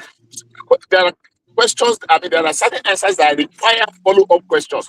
But because they are just doing, maybe just enjoying the same thing, and they allow them to just go. And that's why I have a problem with the quality of our public discourse over the years. You listen to some people and you begin to wonder, is this man actually a professor of law? When he was analyzing and almost casting aspersion on Amopito, that the man, because he's the legal advisor that would not advise. Bishop Abe, who is that? May I know the name, Abe? Professor Osumbo. Okay. The former governor, the one that was thrown out of the Edo government house for stealing election. These guys is from Edo again, Abi. This one is from Edo. Yes, I do. It be like say they have so many professors that lie against the law. Now, so one professor they say boldly say, you have to win Abuja to stand for that matter. Professor, I don't mention him. That was the most ridiculous thing I've probably had in my life, my entire lifetime. So basically, I think the way forward is the way upward. If we are not able to counter this narrative, and we allow the voice, the cacophony of voices to drown reasonable voices, voice of reason, voice of wisdom, voice of knowledge. I'm quoting Baba Awolowo. If we allow the cacophony of voices, because sometimes they believe they are in the majority because of how loud, of their noise, like the take that capital guy. Every time I listen to him, I just wonder what kind of TV station give this guy their platform to come and spew this garbage. I listen to some people and I just felt that maybe they just want to entertain and they are not really interested in the quality of the conversation, but in the amount of noise that comes. But Bishop, do you think the journalists are also knowledgeable to be able to Well, scrutinize the that? unfortunate thing is that there's been a potpourri kind of a thing, the mixture. A lot of people that are parading themselves as journalists, they are just on-air personalities, that they are just fluent in talking. It's not like they are deep, their research is zero. They just pick. Imagine people on television. Most of what they talk about is what they also hear on social media now. So That's it's what I want just to like say. Imagine journalists, so-called journalists, picking up news from social media and will not do. There was one that happened a few days ago, and I read a couple of comments. And when people said that, and they mentioned it in some major national newspapers, television, that Attorney General took some parties to court to be deregistered. And I shot at. Because that is completely opposite. The Attorney General was also a defendant in that matter, and INEC were defendants in that same matter. And a lot of people were running that it was like the Attorney General and the government that took those parties to court to be deregistered. And that was actually what gained traction. And I was wondering, what kind of a thing is this? And online personalities in the name of practicing journalism were actually also, what do you call it? We're actually also running with that narrative. I can't help but say, how did we get here? How did we get here? So, people that are pulling, we continue to pull. But people that are pushing, 3 more minutes, Bishop. Thank 3 more you. minutes. People that are pushing, as of a necessity, try to push harder too, because they're not giving up. Boycott me. I think you've exhausted the story of boycott me. Unfortunately, we enter into some deals, some of our leaders, and we are trying to undo the terrible decisions of the past. So what's the way forward? I don't think, I think the opposition is in disarray. And it's okay now. They have somebody to blame. They have a man Friday, the fall guy, and the fall guy is Tinubu. Whatever, if it doesn't rain, blame Tinubu. When it rains too much, blame Tinubu. When your soup burn, blame Tinubu. When you develop ED, blame Tinubu.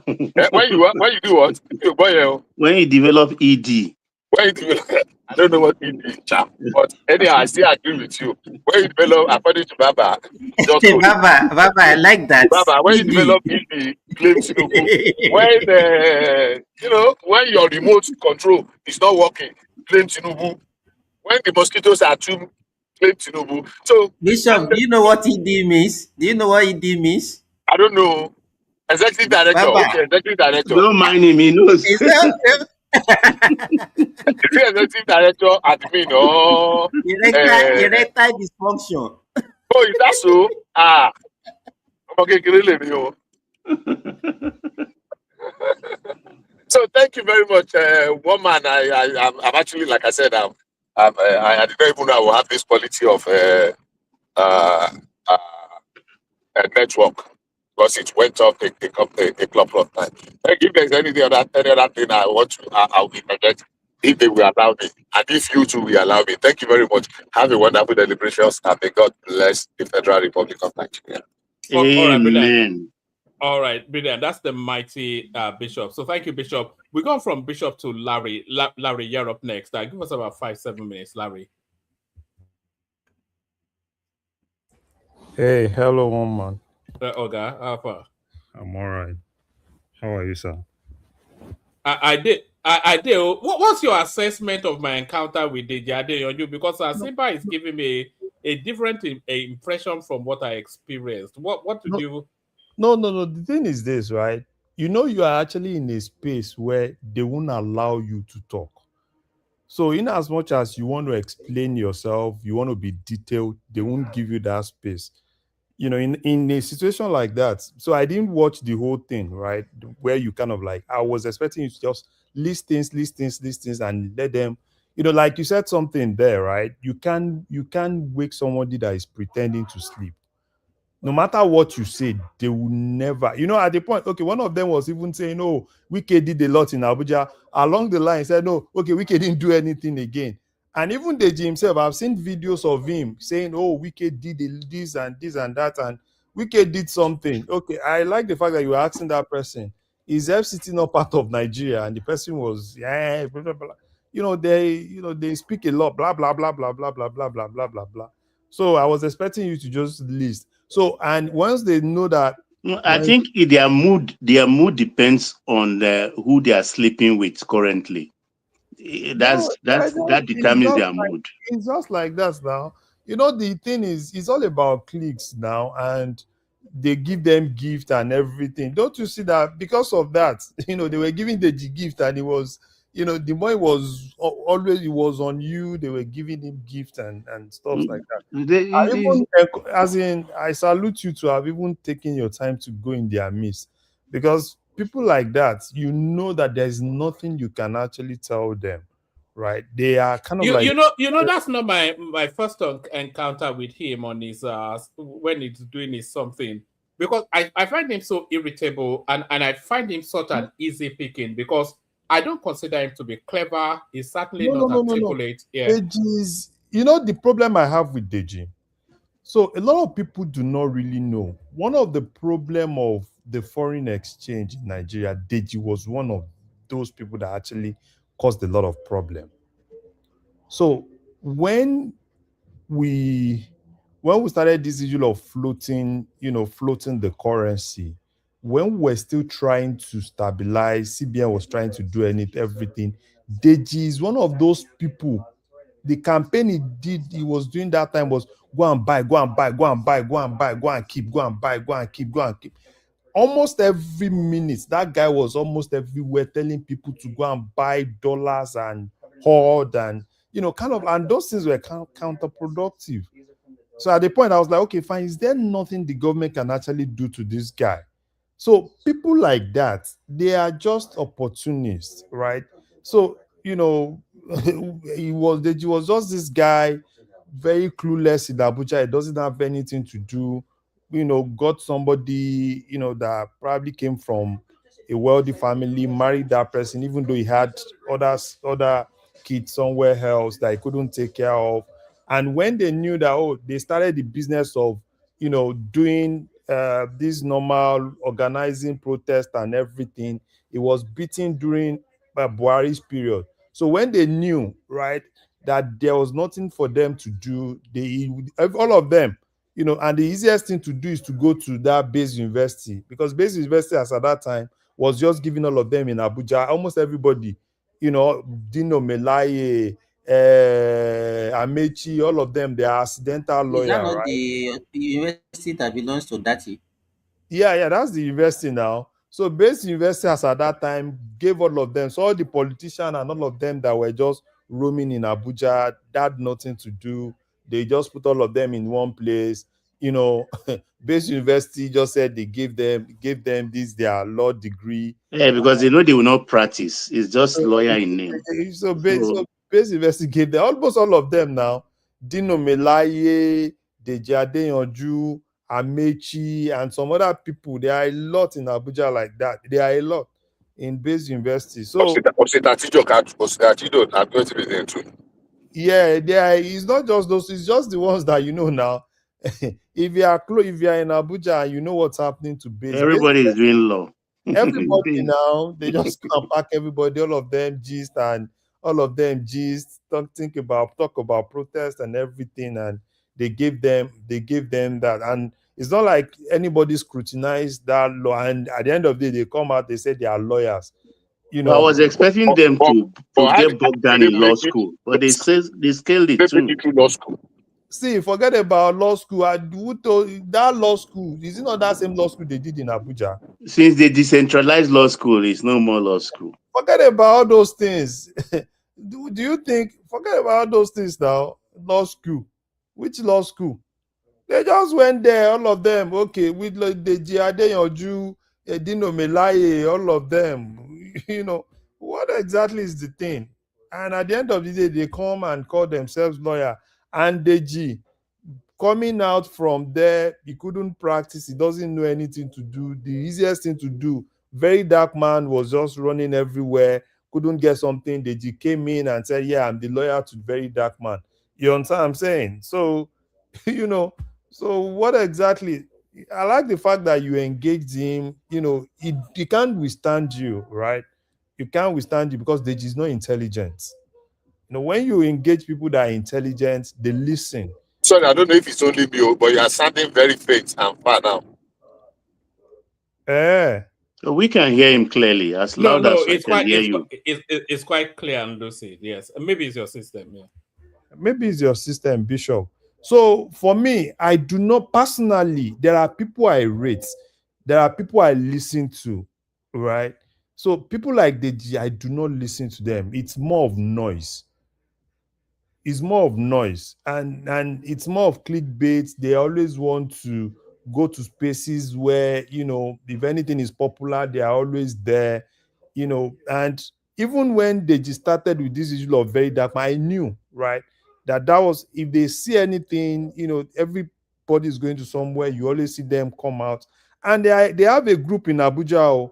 Deji Adeyanju, very dark man, this Fayoshe's brother. This Fayoshe's brother, all of them, what do? They are just, all of them are Isaac. So all of them, they are a clique. So all of them, you know, you just see them, blah, blah, blah, blah. And before you know, all of them start saying, oh, they have a lot of money. No, they do not have a lot of money.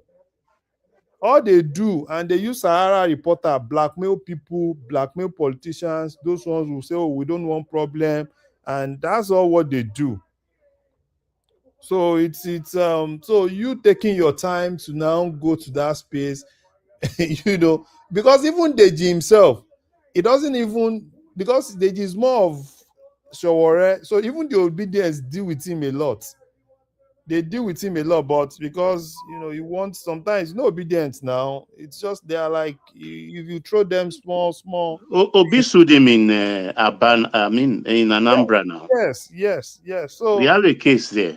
So so for me, I salute you to have even gone in their midst, because for me personally, right, I don't go to spaces where there is a lot of noise, because I won't even learn anything.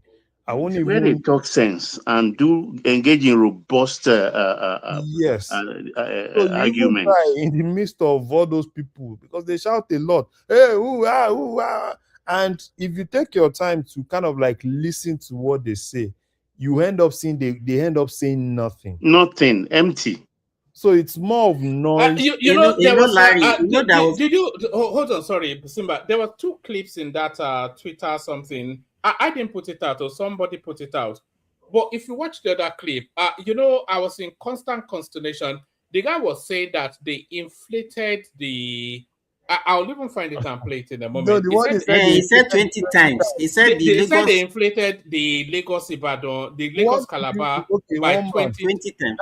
And all of the experts tell us that I think I said that on that is the cheapest. It's the cheapest. Yes, now. So you know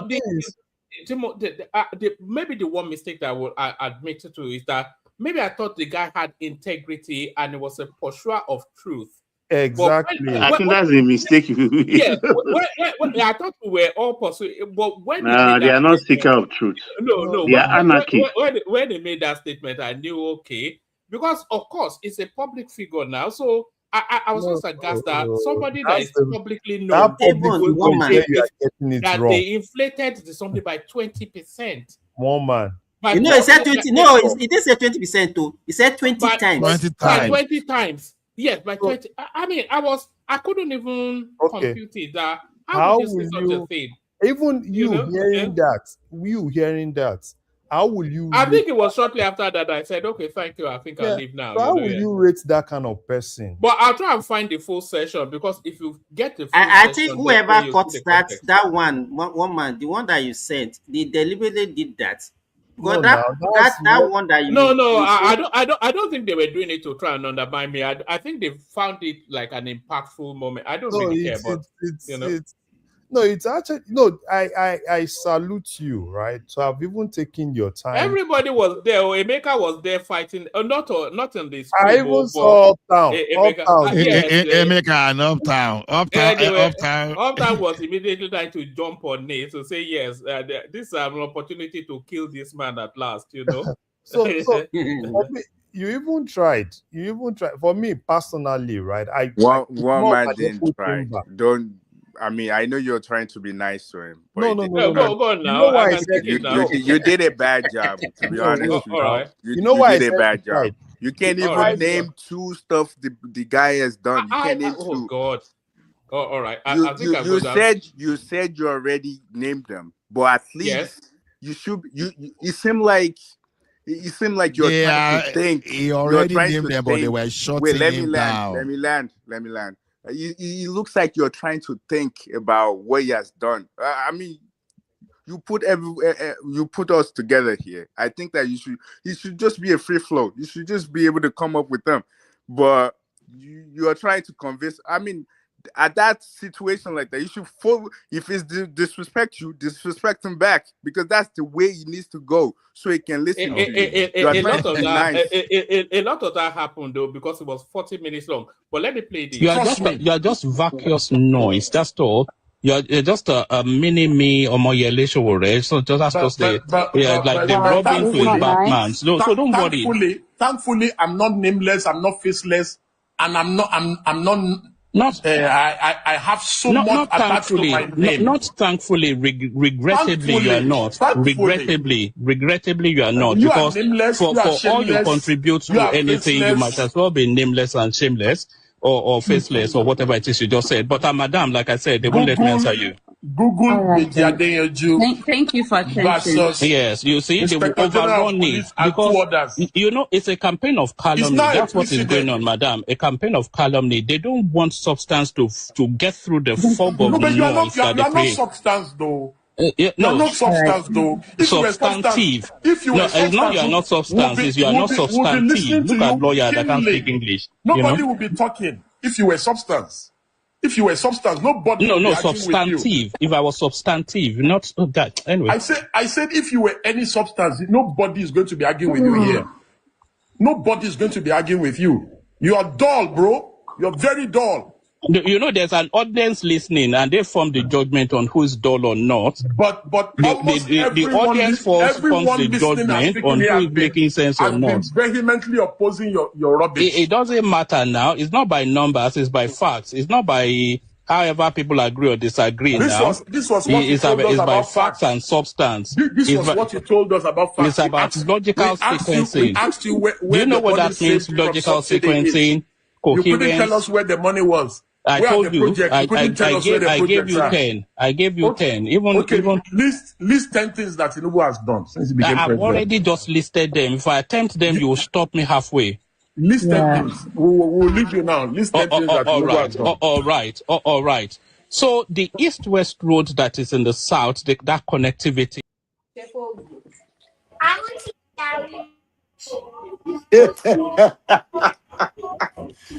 All right. So you hear me say there that I had already listed them. Anyway, let's just abandon it. But it is what it is anyway. You know why I said one man tried? To have even gone in the midst of those people, because there's nothing you can tell them, because it's not an echo chamber. There's nothing you can tell them. So for him to have they've closed their mind. So for him to have even gone into their midst, I can tell you. Larry is acting like Democrat. Like the Republican doesn't care to disrespect you. But he's trying to be nice. He's trying to be nice. They wanted Basbos. Yes, why would you be nice to him?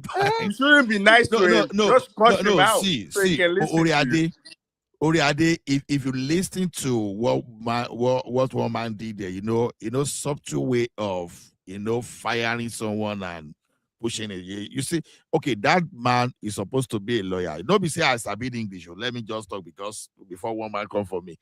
You see the way one man even hammered that guy. You understand that he could not even differentiate between what he was even saying and the object. So things like that you think was not an insult. Oh my goodness, there's no way you could have received any more insult than that. In terms of that, one man finished him now. You obviously the thing is, why are you racing? You know why? It got quite. Sorry, Larry. It lasted 40 minutes, and I think you only got 4 minutes there. It got quite personal. We went after his father. Well, I said I went after his father because he brought his father into play. I called him a fraudster because he is a fraudster, the scammer. A lot went down, but but anyway, it is what it is. At least I was number one on. I was number one on Twitter, whether good or bad. I was number one on Twitter for a moment. Somebody like me, because I know Deji very well. You understand what I'm saying? I know what he does in Abuja. Before this, all this, I'm a lawyer and I'm a this, I'm a that. You know what you can do to Deji? If you have that video when they beat him, that beating those Buhari boys gave him, you remember that beating? Do you have the video of that beating? I remember when he came back out broke later, God. And he had problem with Charlie Boy because Charlie Boy has collected money. Those Aboki boys dealt with him. They dealt with him. That was when that beating was what changed Deji to now see that this protest business is not giving money. Because you know what they do? At every point, we are protesting. And once they see a big protest, they try to go and infuse themselves into it. They tried it during NSAS. You remember that those people even told Chowore, we don't want you, go. Because we don't want you to come hijack it, to make it your own. That's why till today, Chowore is always angry with Peter Obi, because he felt that Peter Obi just came to take over all what he's worked for.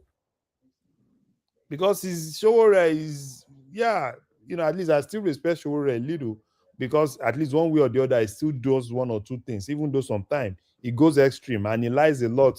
He has Sahara reporter that he used to lie and blackmail people, but he still does one or two things. But people like this guy, Deji is nobody that's just a gold digger, got married to somebody, one girl, vulnerable, got married to her, and Deji is basically spending the girl's money, the girl's father's money, and it's kind of, people think he's popular. That's just who Deji is. A lot of us know him very well. So that's why for me, I don't rate Deji. I don't rate Deji, but for people online, right? He's a popular guy online. But people that know Deji in Abuja and every of his journey will not rate him. Yeah, but that's no commendation. If you don't rate Deji, then he should be defeated easily. But let me tell me if you can hear this.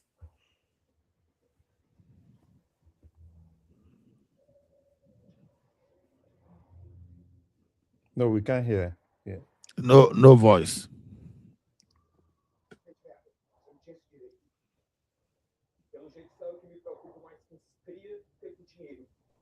No sound, though. Oh, you can't hear the sound. That's yeah. Anyway, I'll send it to you. It was quite the only thing I can try and do is to get the full, because if you don't see the full something, probably I'll go and look for the full this thing. So that full, I know the obedience will not put where you dealt with. No, it was quite intense actually. It was epic. No, but it's good. I think it's kind of Is he not the guy that Peter Obi sued? Yeah, yes, it's the same guy. So now he's on Peter Obi's side. No. It's just an opportunist that wants to. But I'm not sure if you can see some figures. So that's Deji right there. But in all these boxes are the rest of the panel. I stand out alone as the only one that is me. Hold on. It's me versus the rest of them. What happened on Twitter? Hold on. Let me just. If you see this, if you can see some figures at the point, those are approval points, So anyway, let's just go. Now it sounds as though one man. If you go to Twitter and watch some of the comments, you know there are a lot of people that have been looking for you. They just saw it as an opportunity. That one man. If you look at the comments, Uptown, all of them, like, this is the time to feast one man and everything. You know what I'm saying? And you don't know you are popular. You know, I was reading the comment. I was like, but one man, sorry, now you mentioned Uptown. Where is Uptown and Ekene? And the other guy, where all of them, self? All right, you know where Ekene is because you know the backstory to that. But Uptown is I don't know about Uptown, but I know a backstory of Uptown too. But does that stop them from coming to your platform? Well, I don't know if it stops Uptown, but the backstory of Ekene might stop him. It doesn't matter now. They should come. We are not discussing them. We are discussing topics. Fred. What happened now? Nothing happened to him. He's well and fit, but there's certain information that Zita knows. They can come. We are not discussing them. We are discussing topic. But Ekene was not show today, so I don't think that. What do you do, Ekene? No, it's nothing to do with any of that. There's a particular story that Zita is and Baba is also aware of it, which I think will prevent Ekene from showing here. Okay. Anyway, that was that. A little bit of excitement on. So, Ola, if anything happened to Ekene, you go blame me. You wicked though. I go blame. I just want to know. You know, I know that social media is a volatile. You know, so when you are coming to social media, just make sure you are clean enough before you throw stone. You know, so even if you are not showing your face, it means nothing. So be clean enough and be upright. Don't just come and do. Ola, don't dwell on that matter. Just let it go like that. It has nothing to do with something that we discuss on the platform. Okay. So one man, let me just say one or two things because so that there's this person Simba, you cannot say that. No, let's just move away from Ekene. I'm not talking about Ekene. You know why it's not here. So I mean. Okay, let me do you not know? You know now because I told you. So but carry on, Larry. So let me say one or two things because there's this person in the comment section.